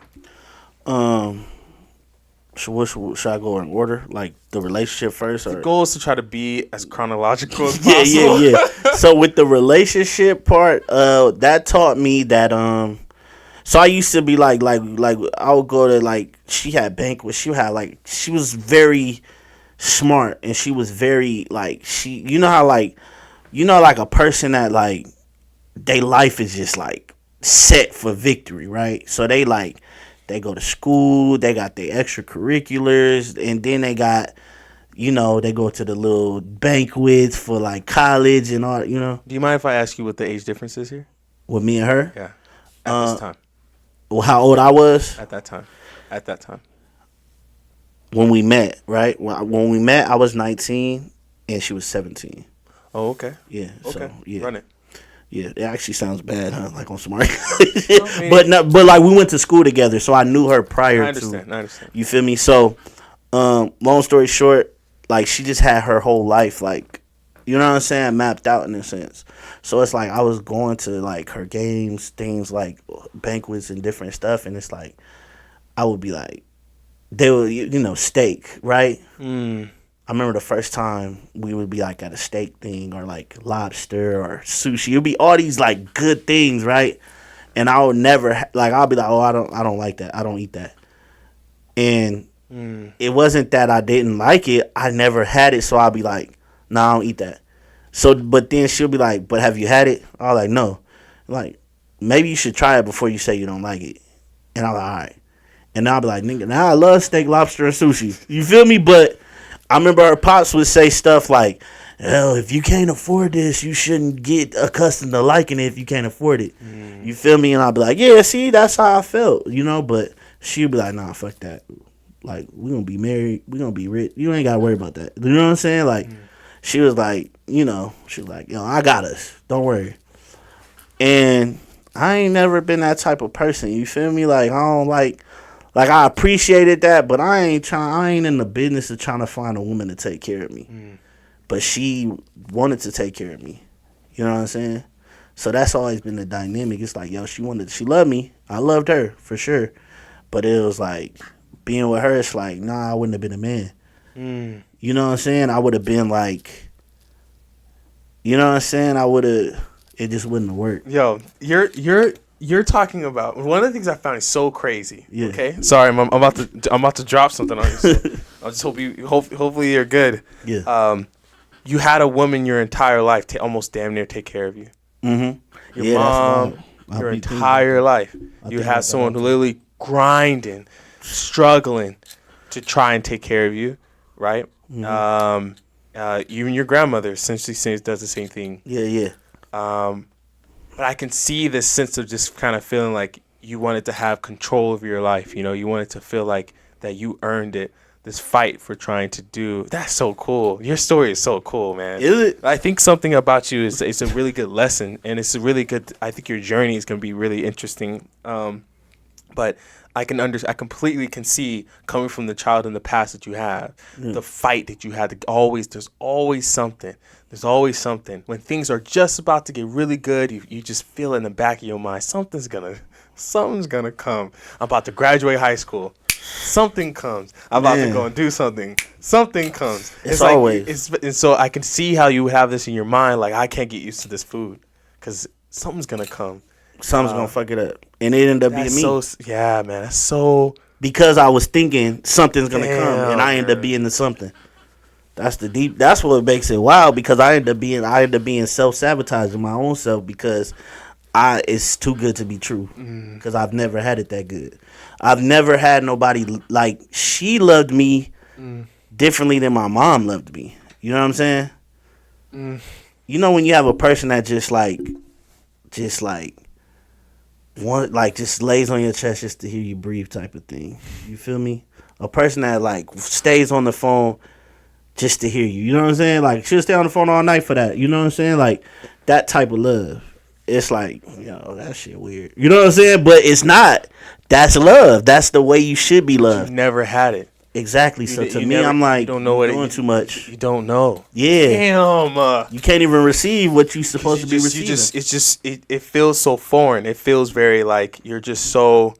I can kind of trying to peer in this moment, but I think I can feel it. Mm-hmm. Why then, when your daughter comes, everything changes? Man, because I felt like, because she's just perfect, bro. Like, she just came out, man, like, and just be like, like, you finally did something. Mm-hmm. You know what I'm saying? You finally did something that's, like, perfect. You know? It's crazy, man, because it's like, damn. It's like no matter what I did prior to that shit, none of that like I almost forget everything prior to that because none of that matters because she's everything. She taught me. She gave me hustle. She gave me purpose. She gave me inspiration. She gave me she just loves me. It don't matter what. I could do anything. Just how I love my dad. Just like I love my mom. They could do anything. I might not fuck with them for a month, a week, a day, but I love them. There's nothing they can do to make me not love them. And to know I finally had that. I finally had that person that's going to do the same for me. And it also was like a fear because it's like, this happened right after I fucked that relationship up. Really, I don't think I fucked anything up, but it just ran its course. Right? It ran its course. But so it's like I remember her pops calling me, saying, "One day you gonna feel this same pain that I feel, knowing my daughter." I forgot what it was, but he basically like said that. And my first child was a girl, and I just kept hearing this nigga in my head talking that shit. So it's like it was a fear too. Like, man, I gotta lace her. You know what I'm saying? Because I want her to be like my mom, but I also want her to be able to be loved the right way. I don't want her to be so hard that she can't even allow love. You know? And I want her to take love serious because I'm a person, I think what my problem is with relationships and even friendships, I don't take love serious. I don't take people's emotions serious. I don't know. You serious? Is that the word you would use? Yeah, I don't take emotions seriously. Seriously? Like, it's like I don't take them, like, you could tell me you feel a way about me. I don't take you serious. You got to show me. I see now. You know what I'm saying? It's like, even if you show me, soon as you show me something else, it's almost like you never showed me love. You know what I'm saying? But And I get mad at people for doing the same thing to me, which is crazy, bro. My mind is so fucked up. Sometimes I be thinking, like, how do I get mad at people doing what I do to people? You know what I'm saying? But that's just life, I guess. Damn, dude. Okay, so we're now in the art world. Art world. The music. You have your daughter. And you have this kind of new wind, but you also realizing like, oh shit, like it's time. Oh yeah, it's real. I never took at that point. Prior to that, like I used to go to shows, I used to freestyle, I did all that. Well, I never took music serious. Sure. I never thought that shit was possible. Oh, really? Yeah, man. I never thought it's like, you know what I'm saying? Now I know it's possible, but I never believed it. You know, I never like. Was it in you or believed that in the industry? Or I never thought regular people make it. I felt like everybody knew somebody. Everybody had some type of connection. I never looked at it like, yo, we could really do this if we keep doing it. Yeah, that shit wasn't a reality to me. I was just like, man, you know, it sounds good, but at that time you had to be on the radio. How the fuck I'm gonna get on the radio? Like, you know what I'm saying? Like, now we live in an era where, hell yeah. Like, I honestly, like, lucked up that I didn't make it. Because if I would have made it in that era, I would have been like, I probably would have fucked up and not made a radio hit. Contract. Yeah. All your exactly. masters are taken. And then when I got into this situation where I'm like, yo, I'm doing different things. I'm getting my own money. I'm seeing different people with money. And it's like, man, I don't care about no rap. I live like a rapper. You know what I'm saying? It's like when you doing rap stuff, but I could rap. I could rap good. I love doing shows here and there. I love dropping little songs and albums and stuff, but I ain't never really take it seriously until she came. When my daughter came, then I was like, oh, snaps. Like, you had something to talk about. Nah, not yet. Well, I already had stuff to talk about, sure. But yeah, more. You know what I'm saying? It was coming. But I had more life to live too. Okay. You're more excited about the future. Is that a good term or no? Yeah, I guess. I don't know if I was excited. I was scared. It was more fear. Oh, okay. You know what I'm saying? I was afraid of failing, and I was afraid of. I remember my mom telling me when I was young, you could be anything you want to be. And I remember asking my mom, did you do what you wanted to do? And she said, well, life comes at you, and, you know, I had you, and you have to, you know, adjust. And I always thought in my mind when she said that, like, oh, so she fucking lying. Like, you can't be anything you want to be. Because life. I'm living life. We all got life. You know what I'm saying? Like, we in the same boat. I'm living this same life you live in. You feel me? So, obviously, I can't be whatever I want to be. You know what I'm saying? So, but when I had her, I was like, yo, bro, I can't lie to her. You can't show her that, yeah. If I'm gonna tell her she could be anything she want to be, I gotta fight for this shit. I gotta make this shit happen. You have to literally be the example. I have to. So then I took it seriously. Then I was like, yo, I don't want nothing else. This is all I want. Like, yeah, money cool, that cool, like having a nice house, all that shit cool, but I want to be a rapper. I want to do for a kid that Biggie did for me. That's what I want to do. So it's like, if I want that, I got to do that. I can't just be like, well, you know, you came and I had to pivot. And now, you know what I'm saying? Now I'm a coal miner. You know what I'm saying? Like, nah, bruh. Let's go. So now, you know, and ever since then, it's been constant growth. Slow battles. You know, setbacks, all that shit, but it's always been moving forward because that's the purpose. How does she now? She 7. Yeah, I got a son too. He 3. Yo, get excited. Yeah, is it different with the boy? Man, that nigga, that's my dog. It's almost like I always tell people, I feel like he not my son. Like, I know he my son, but I feel like he, like, in the past life, we was best friends, and he came back. We reincarnated, and he's my son now. When we was best friends, I was like his big homie. I was like showing him the ropes. So he was always like my son, but now he's really my son. we just be we locked in. We just be chilling. Sorry, what you mean your best friend? Is that Albert you're talking about? I'm sorry. I know you said someone rest in peace, but I'm not sure what you mean by that. No, I'm saying like I feel like in a past life he would have been. Yeah, best friend. Yeah. Nah. Yeah, Albert was one of my best friends. Okay. I know. It's crazy with that, man, because it's like the best friend word is a strong word. Yeah, it's a strong word. Some of my best friends is females though. I'll be tapped in with females, man, because it's like they so real, bro. Women are thorough. They gonna tell you how it is. They not gonna play with you. You know what I'm saying? And they feel like you a man, right? So like they don't beat around. Like men, a lot of times. It's either if we tell you the truth, we trying to hurt you, right? Or are we beating around the bush because we like, I don't know how you gonna take it. Yo, a female is like, yo, he's a man. I'm gonna tell him the truth. You know what I'm saying? A woman gonna tell you the truth because she like, oh, he's a man. He better. You're a man, aren't you? Like, you know what I'm saying? Even though that shit, you like, hey, bitch, you're walking on thin ice, but it be like, she right though. That's what I needed to hear. You feel me?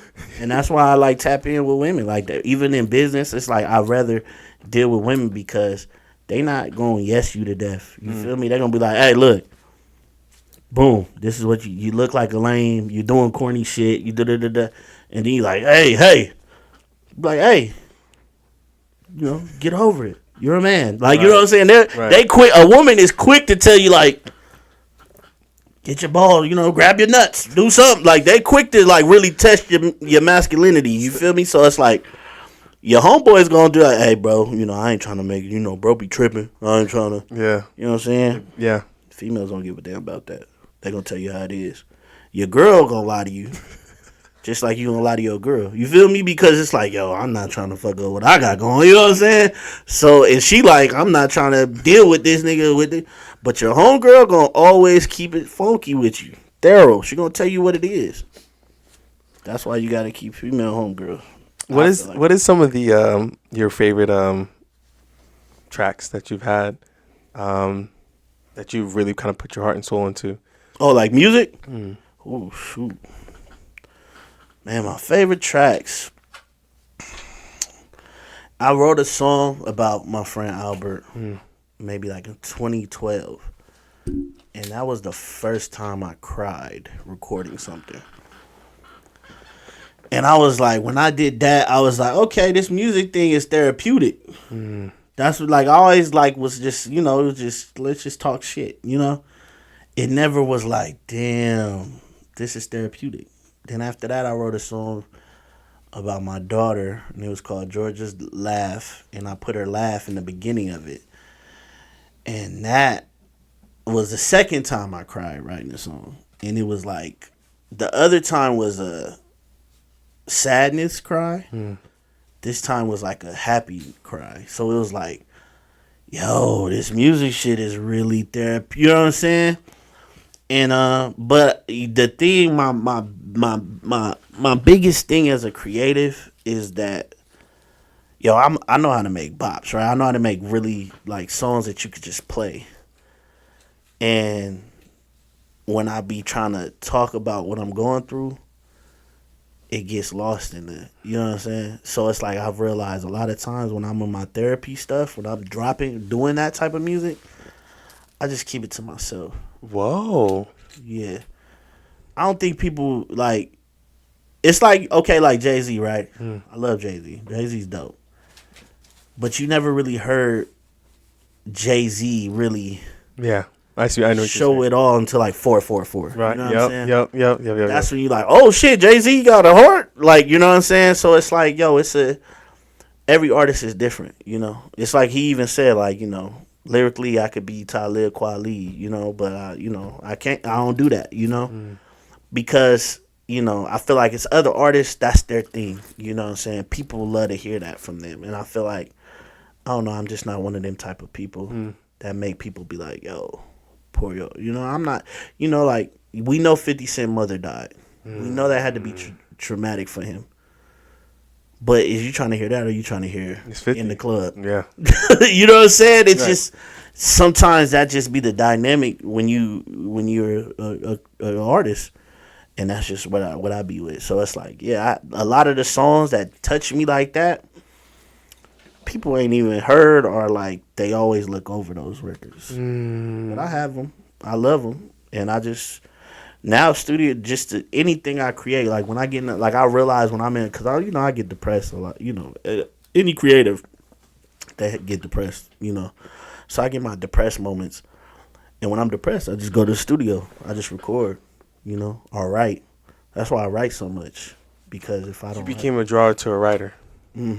For sure. I know you said one of the hardest things for you in school was like that English, trying to pass it. So you just kind of slowly picked it up? I loved English. Oh, really? I just didn't talk it good at the time. You know what I'm saying? Right. I was, remember how you say ain't a word? Oh, Ebonics. I remember this now. Yeah. Sorry, I forgot to. Sorry. But now ain't is a word, which is crazy to me, because I remember that back in the day, like, isn't. You have to say isn't. But I used to be like, man, that ain't shit. Like, you know what I'm saying? Right. But, yeah, I had that, and then...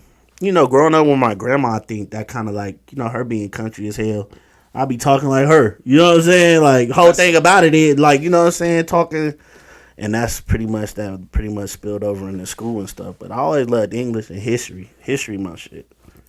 I love history. That's why I like this Western. So I'm watching these Westerns right now. And one of the final things I want to get into is just,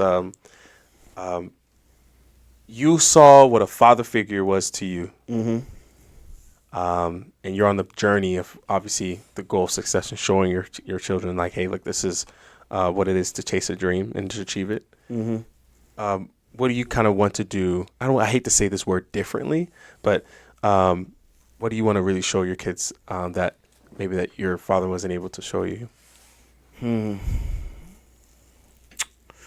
What do I want to show them that he wasn't able to show me? I think I've already showed it. I felt like, okay.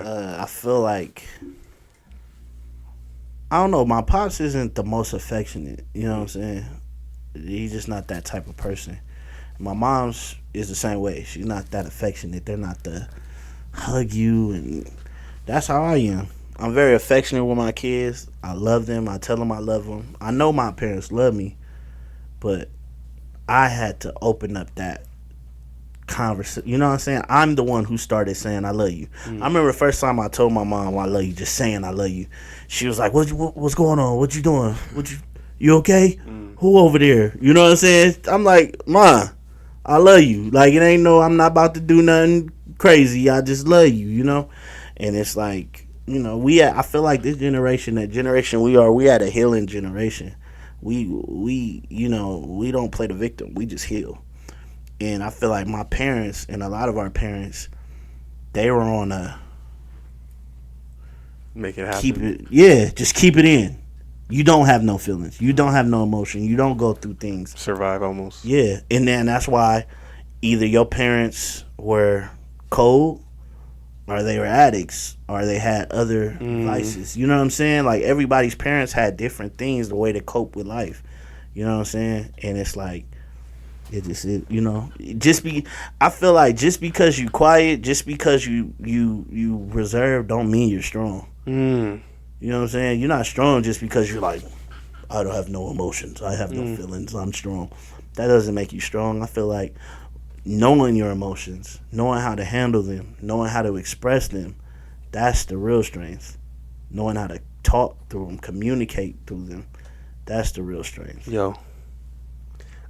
Looking back, kind of like at your life, is there any key moments or key people that you would like to mention? That I would like to mention?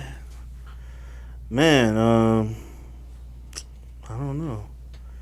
Definitely the mother of my children. You know what I'm saying? She's definitely a key point, because without her, it would be no I wouldn't have the purpose that I have, right?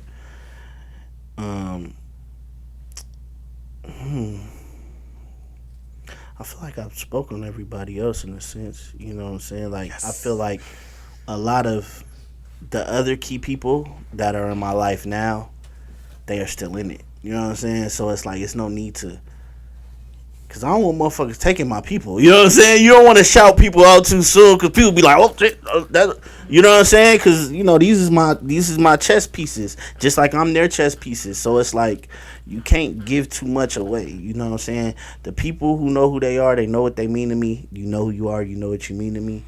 And that's just what it is. It's just what it is. I feel like based off of about to throw a bubble. based off of your past, and looking back at like we just went through everything. Yeah, it's crazy. Any regrets? Nah, I don't regret nothing. I did when because I was a toxic person at one time. I was a very toxic person, and some people never get through that. Some people remain toxic. You feel me?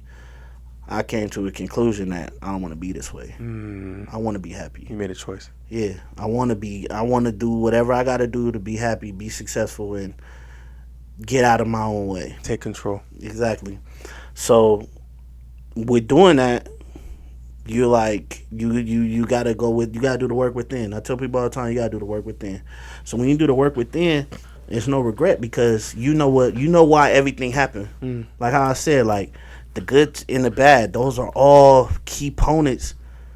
I mean, like I don't think I said the right thing, but you know what I'm saying. They're all key ingredients to make you who you are at this point. You know what I'm saying. So it's like to regret it is saying that even though I am flawed, it's saying that I'm not happy with who I am.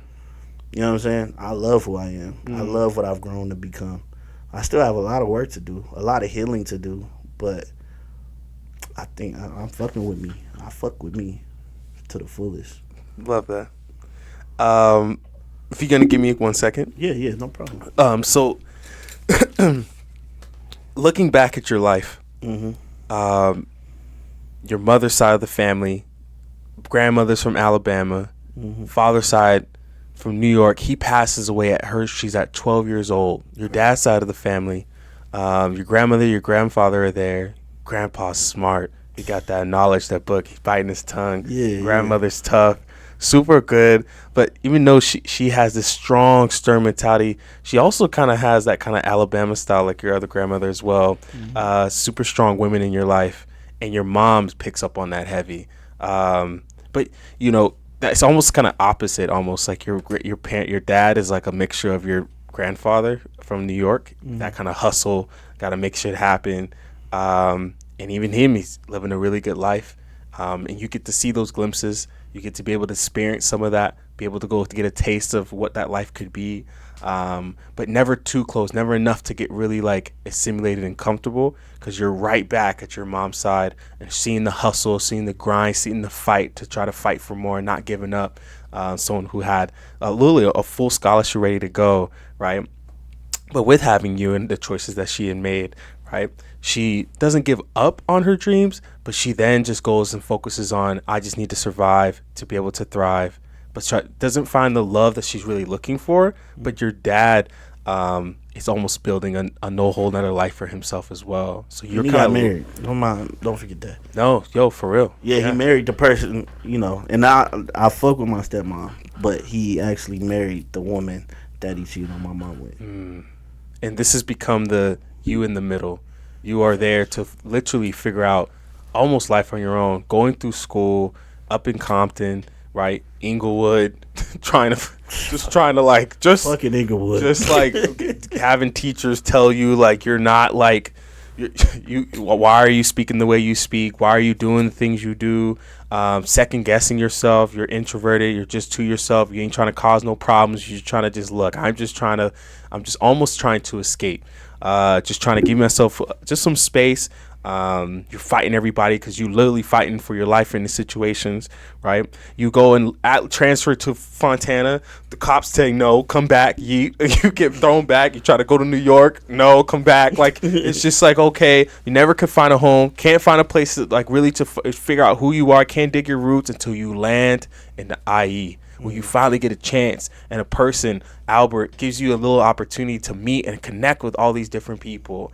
You're still angry, and I don't want to say angry, but like you still are holding on to some of the things out in LA because you're literally, that's where you were raised, you were born. So you're still skipping school. You're not doing the best, but at least now you have a sense of friends that you're connecting with. You have people that you can at least lean on just a little bit. You can go out there and get into your music, become more to yourself. You want to try sports, but you're not really interested in higher figures, probably because those teachers were really mean and rude to you as well. And you grow through that, you learn from that, and you continue to try to progress and get better, even after being kicked out of the house and not being able to graduate when you wanted to, and having to put the extra time and effort in. And even when, one thing starts getting really good, something else happens and gets in your way, you don't give up. You don't take the easy route. You continue pushing forward. You continue grinding. And, find a woman you love. And obviously you have children. And you're kind of growing through your art all throughout the time. We're literally archiving your life through your music as you progress through your time. I'm really, really curious. What's the dream, man? What are you fighting for? Like, what do you want out of life? You just went through, I don't know how old you are, but, Yeah. you just went through decades of just, like, struggle. But not only that, you went through victories. You literally have a story. And I'm curious of, like, what's the dream? What are you fighting for? What do you want out of life? What's the goal? What is, like, what you're going to accomplish next? I feel like my end goal is to make dreams happen. My dream is to make people's dreams happen. You know what I'm saying? And, like, everybody around me, what you want to do.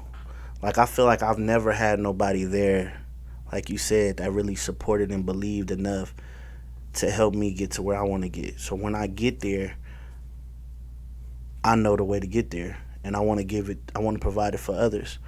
And my end goal is, I feel like I want to have $1 billion, because I don't know, man. To have $1 billion, man, it's like my kids is good. Like, my kids don't have to go through the shit that I went through. Their kids won't have to go through it, and their kids probably won't have to go through it. Well, it's not even about you. It's just about, like, you just want to... The legacy. Because it's like, it's only, like, it's so deep to me because it's only me. Like I said, it's my mom and my dad only made me. I'm the only one of me. So my kids come from me. So they have the same spark that I have because I came from my parents. So they going to continue that spark. And I believe in this name and this lineage and this energy that's inside of me so much that it's legendary. And for it to be legendary, you have to create something. You have to create a foundation that like, I don't know who the Rockefellers are, but their name is, you feel me? I don't know who Carnegie is, but their name is, legendary. Hilton, all these people, like, these are legendary names that's like, they're not going nowhere. You know what I'm saying? They haven't went anywhere. So it's like, that's what I want to do for my family and my children. And I want everybody around me to be in high frequency, high vibes, and just, because I know what it's like to be low. I done seen all type of shit. And I know what it's like. This shit ain't easy. So instead of me trying to, me, I want it all for me. I'm like, man, what's going to make me a billionaire is helping everybody. Yeah. You have to provide value. Yeah. I know I'm going to be that because I'm going to make so many people millionaires and make them successful. And it's not even about the money, but we live in a capitalist society. You got to have money. Right. You know what I'm saying? Like, if you ain't making no money, right? You know what I'm saying? It's like, what are you doing? So it's like, man, I think that's the dream, to make sure everybody else's dreams come true and make it happen. So we have a final segment. Hell yeah, I'm with it. I'm having a good time. I'm enjoying myself. I'm low-key, when you read it all back, I'm like, yo, this shit crazy. Everybody say I should write a book, but you made me feel like I should really write a book because there's some shit missing. You should. Yeah. We have a final segment where we go into some deep questions about who you are. Deeper than what we already... Yeah. Oh, shit. And so I'm really excited to kind of ask you. It's 5 of them. Okay. But we would love to hop into this segment and do our thing. So let's go.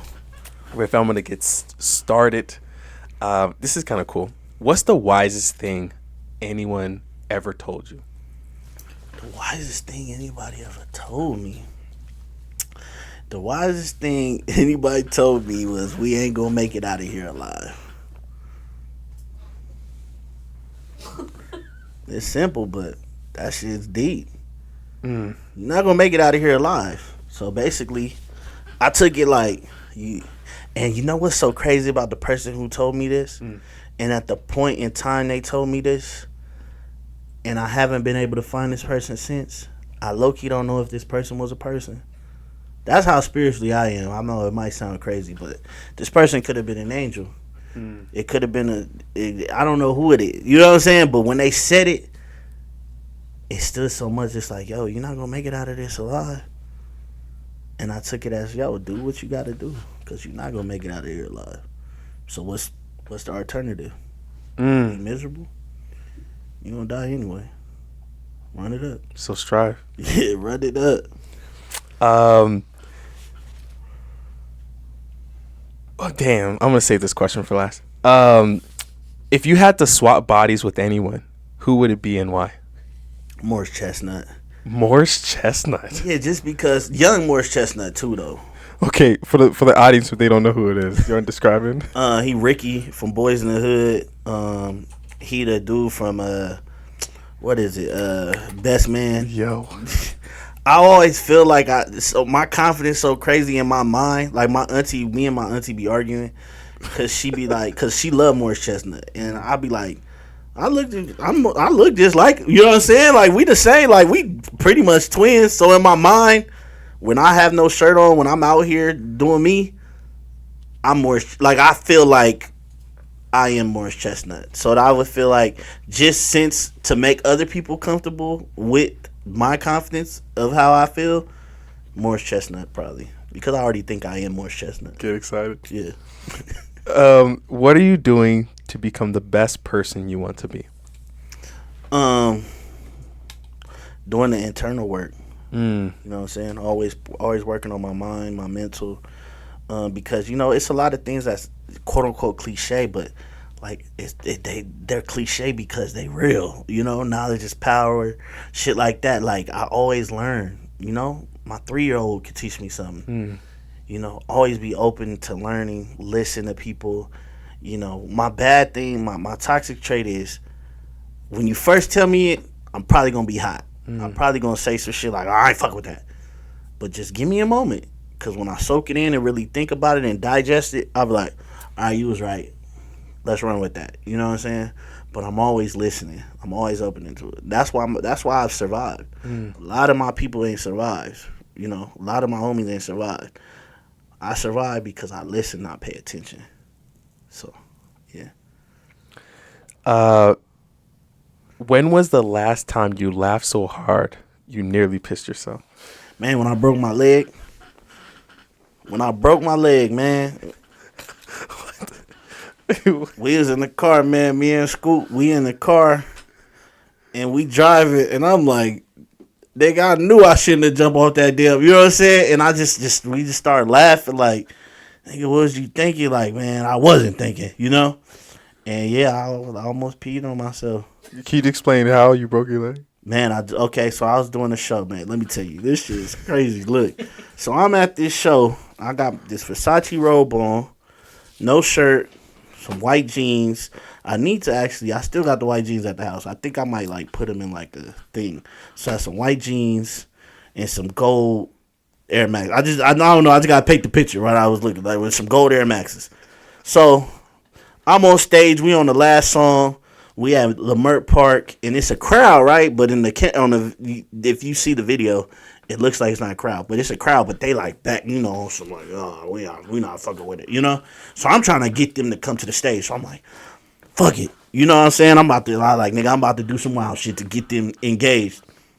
So I walk and I'm taking off my robe, and mind you, it's summer. It's like Juneteenth time, I think. No, it's July. It's July, so July is hot. So this motherfucking robe is sticking to me like it's not coming off. Like I'm sweating. I'm like, man, this motherfucker, come on. And I was like, man, in my mind, it's like, nigga, don't do it. The robe ain't coming off because you don't need to do this. But then the robe got off. As soon as the robe got off, I was like, fuck it, it's time to go. So I get the robe off. I go on stage. I throw the robe on this little chair. And Scoop look at me. He got the mic, and he look at me, and we make eye contact, right? You know how you make eye contact with somebody that's like, nigga, no. And I'm like, it's already been done. Like, you know what I'm saying? Like, he looking at me like, don't do it. I'm looking at it like, it's done. You know? Jump off. Boom. Land crazy. Hear a crazy pop. It's like, pop. And I just remember in my mind, that's the moment he knew he fucked up. Hit the ground. Ground hot. Niggas tell me to get up. Can't get up. Everything running through my mind. All I keep saying is, we about to go viral. We about to go viral. This shit going viral. Niggas is like, yo, you tripping? Your leg ain't broke. I'm like, my shit broke. They like, it's not broke, bro. It's just sprained. So these niggas pick me up. I fall again to the ground. Noah, now you know Noah, his leg fucked up. But he picked me up, put me on his back. Yo. Crazy, right? Pick me up, put me on back. That's why I love this nigga for life. Pick me up, put me on his back, set me on this little seat, got my leg up on the seat. This dude came out of nowhere. I feel like he another one of them angels that just be popping up. I don't know where he went. Nigga had dreads. He was like, yo, bro, you need to go to the hospital. That shit ain't right. I'm like, nah, we good. And then he like, nah, man, listen to me. Go to the hospital. Nigga disappeared. And I was like, man, get the car, Scoop. We about to go to the hospital. Right? So when he get the car, they helped me. Everybody picked me up. I think Fredo, CFN, Noah, Cam Gnarly, they all helped me get me in the car, pick my, I'm not small, so they all pick me up, get me in the car, back seat. I get in the car, like, man, I don't even know how I did half the stuff we did, but they get me in the car, we in the back seat, and then I told Scoop, I was like, bro, we gotta go to the IE. I'm not about to die in the LA hospital. Like, you know what I'm saying? Like, we know how, I'm like, I seen Menace to Society. I can't go down like that. You know what I'm saying? We got to get to the IE. We smashed to the IE. And my nigga, I'm just sitting there thinking, we in the car talking. I'm just like, bro, did I really just break my dick? Like, nigga, you really jumped off that stage. Like, did you like, I told you that you didn't say shit. He was like, telling how two old people, I told you not to do it. You didn't say shit. You just gave me a look. Well, the look said what it did. And then we just started laughing on the way there. And I was like, man, this shit over. It's done. And almost nearly pissed himself. Yes, it was a good laugh. I have one final question for you. Yes. When was the last time you felt truly encouraged and supported? Oh shit! Encouraged. I got you with the supported. Man, that's a tough one. The last time I felt encouraged, truly encouraged and supported. The last time I felt at this together, encouraged and supported at the same time. I felt when the first time I was able to, after breaking my leg, when I was able to stand in the shower, I was hella encouraged. You know what I'm saying? Because I was like, oh shit, we on to something. They done fucked up. You feel me? That was, that's the last time. Wow, so simple but so impactful. Man, if you ain't, I was like 5 months not being able to do nothing, just sitting there on the couch, sitting up, sleeping like this. You know what I'm saying? Like, when you able to do that, it's just like, oh yeah, we lit, we back. They don't fucked up. Supported, man. Supported. Encouraged and supported, man. Man, actually, I remember one time, multiple times, I have a friend, Sandria. Sandria Wright. She actually should bring her on here. But she always supports and encourages me. You know what I'm saying? When I be feeling like, man, niggas ain't fucking with this, da-da-da-da. Like, she'll either put me in a good position to do certain shit that, the average person would think, nah, he not made. You know what I'm saying? Like, he not a good choice. I feel like she always encouraged me and support me to think outside the box of M-16 the Great as a brand and as a whole, instead of just, you know what I'm saying, what people think. So I'll say, yeah, if I ever felt that way, it's probably from her for sure. Marquan Thomas. Yes, that sounds crazy. Marquan Thomas. What do you go by stage name? I'm sorry. M-16 the Great. M-16 the Great. Yeah. We have a painting here for you. Yeah, this is the painting that you chose. Yes, I love it. It's so interesting how you brought so many women up in your story. Yo, you have a young lady here too. Yes, that's deep because I didn't even think about that until you did. Yo, what type of sorcery? Is that what you be doing? Is that what this is based on?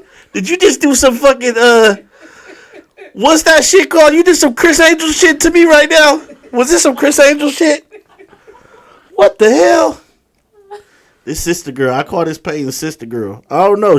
I just feel like she just a sister girl. Like, you know, when you know, Jill and Scott say sister girl. Like, shit, this sister girl. Like, the painting was done by Jaja Knight.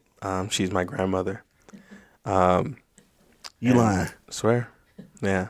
Jaja Knight. She's my grandmother. Man, this is a beautiful. I love that. You trying to make me. You on some shit. No, you on some shit. I'm sorry. I don't mean to curse. But I feel like you're playing games with me. I feel like you're trying to get me. You trying to get that Oprah moment. But it ain't going to happen. I got my shades on. I came prepared. Sister girl. Where can people find you, man? How can people connect with you? You have an inspiring story. Yeah, don't be trying. I don't want people to be trying to talk to me about my life now when I'm sick. But that's the grandma coming out, right? I would say, yeah, M-16, the Great, on everything. You know, I need to get my M16thegreat.com back. I'm gonna get that back up. Get it. I'll be slacking. Yeah, just anything M-16 the Great, man. You can find me YouTube, IG, you know what I'm saying, things of that nature. You know, I'm a person that's not outside like that. One of my young homies was like, man, you gotta be outside. I'm like, man, I don't feel like I've been outside so long in my life. I want to be outside. I want to be intentional. Anything I do from this point on, it got to be intentional. So if I'm not doing something for a purpose and a reason, man, you ain't about to find me at some place where anything could happen. Caught slipping, yeah. You know, straight bullet, anything. So I just rather, you know. You got kids to look after. Yeah. I really appreciate you being on the show with us. I really appreciate you. My mind is really blown with this. That means a lot. Yeah, it threw me off because it's like when you break it down. I'm sorry. No, you're good. Finish the rap. No, I was just gonna say, man. Please, everybody, just if you can please follow him. Please. He's one of he's someone I think, especially in the Inland Empire community, that you could definitely connect with. Who's been in the game, who's been grinding for a long time. Yeah, and knows a lot of people, and but also is a really good artist. It seems, obviously, from what I've known, a really good person as well. So, yeah, please connect with him on his channels. We're obviously going to post in the chats. We're going to have in the description below. Yeah, man, you can free if you want to say something, you can. I was just going to log us off. Yeah. My pops got me this jersey. Hey. It's a vibe. It's a... I don't know why I said that. I don't know. I didn't know what to say. But yeah, I wore this jersey because my pops got me. It's actually autographed in the back. I don't know. And excited. Yeah. It's just crazy because we talking about the women, so I felt like I had to shout him out. Because it's like, damn, this shit did get deep with the ladies in my life. And now it's like, I picked the lady, sister girl. So it's like, how did that happen? Does that happen all the time? That's just all I got to ask. Does that happen? Yeah, actually, yeah, low key. I don't know why, but it's not intentional for sure. But it's like, that's like showing that it's an experiment, but it's not an experiment, right? Yeah. We have a painting of, oh my gosh, the tree painting of Ray. Yeah, and Ray has a tattoo of a tree. She chose that tree. We have Noah. He's always talking about, he said something about give your flowers or something. And that's a big thing. Noah's about being majestic and stuff. So he chose the flower painting. It's been interesting. He said, I know Cam has plants all over his house, so he chose the plants. It's just weird. Cam with the plant. Cam with the really? Plants. Yo, the thing is. Is it really? I didn't know. Man, can I talk about me and Noah meeting? I've never talked about that on, I've never been me and Noah met at Ontario Mills, bro. This story about Noah is so epic, bro. We was at Ontario Mills selling CDs, me and the homies at the time. And this dude at the T-Mobile, you know them little kiosks, the T-Mobile kiosk, he said, yo, I'll buy your CD, but you gotta battle the homie. And he said that to my homie. And I was the battler in our shit. And they was like, hey, yo, he said you gotta battle somebody. I'm like, all right, for sure. All right, I'm gonna go get Papa. We like, Papa? Bro, when I tell you this motherfucker shot to the other side of the mall. Noah came with like, I don't know if it was a crew or the whole mall, but he came with like, it was just so many people when he came to us, right? We like waited maybe like 10 minutes, and it's like everybody was like, you know what I'm saying? Like, oh, it's going down. Bro, it was so crazy. And it's like, even like, it's like we just was battling. And I remember him saying like, bro, he said it's so crazy because at that time we was like at that time it was gladiator school. You know what I'm saying? Like we would go at anybody at that time, right? And I remember him saying like, yo, you nice, I respect you for battling, your homies is pussy. I remember him saying that.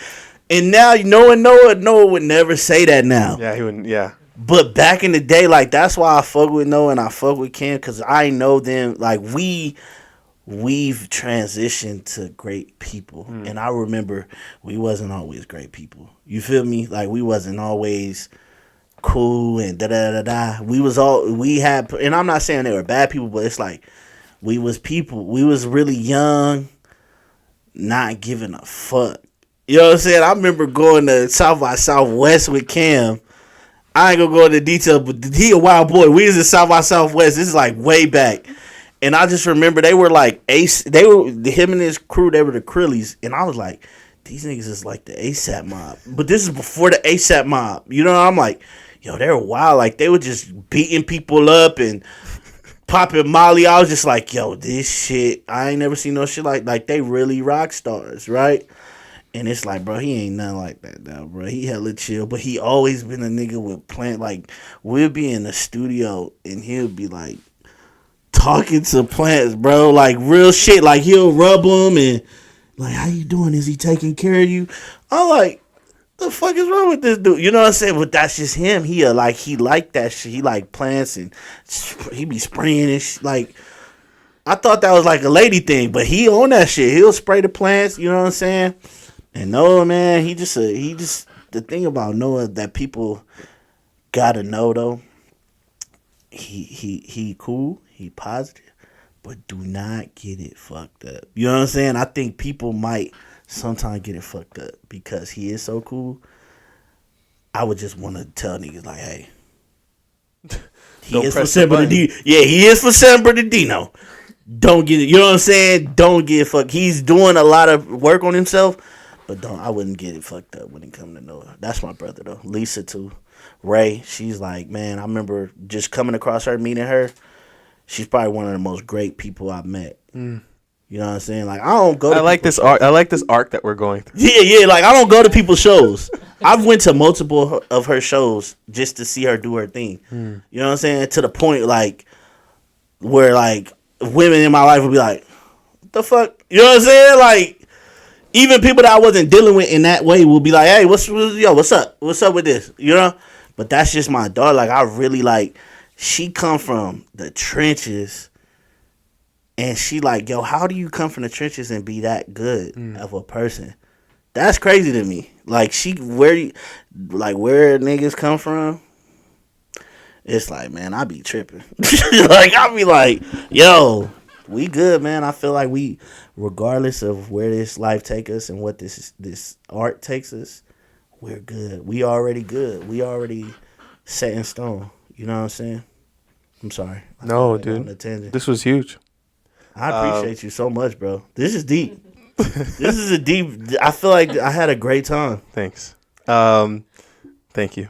That means a lot. No, for real. This is a vibe. To everyone who tuned in too, we appreciate it sincerely.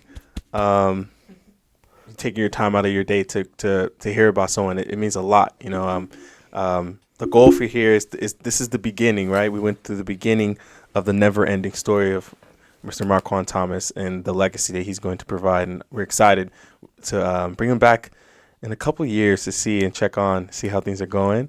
But obviously, you're going to see him many times throughout the story and archive here. Yeah, thank you, everyone. Thank you so much for joining us. And peace, love, and happiness even after death. Good night, guys.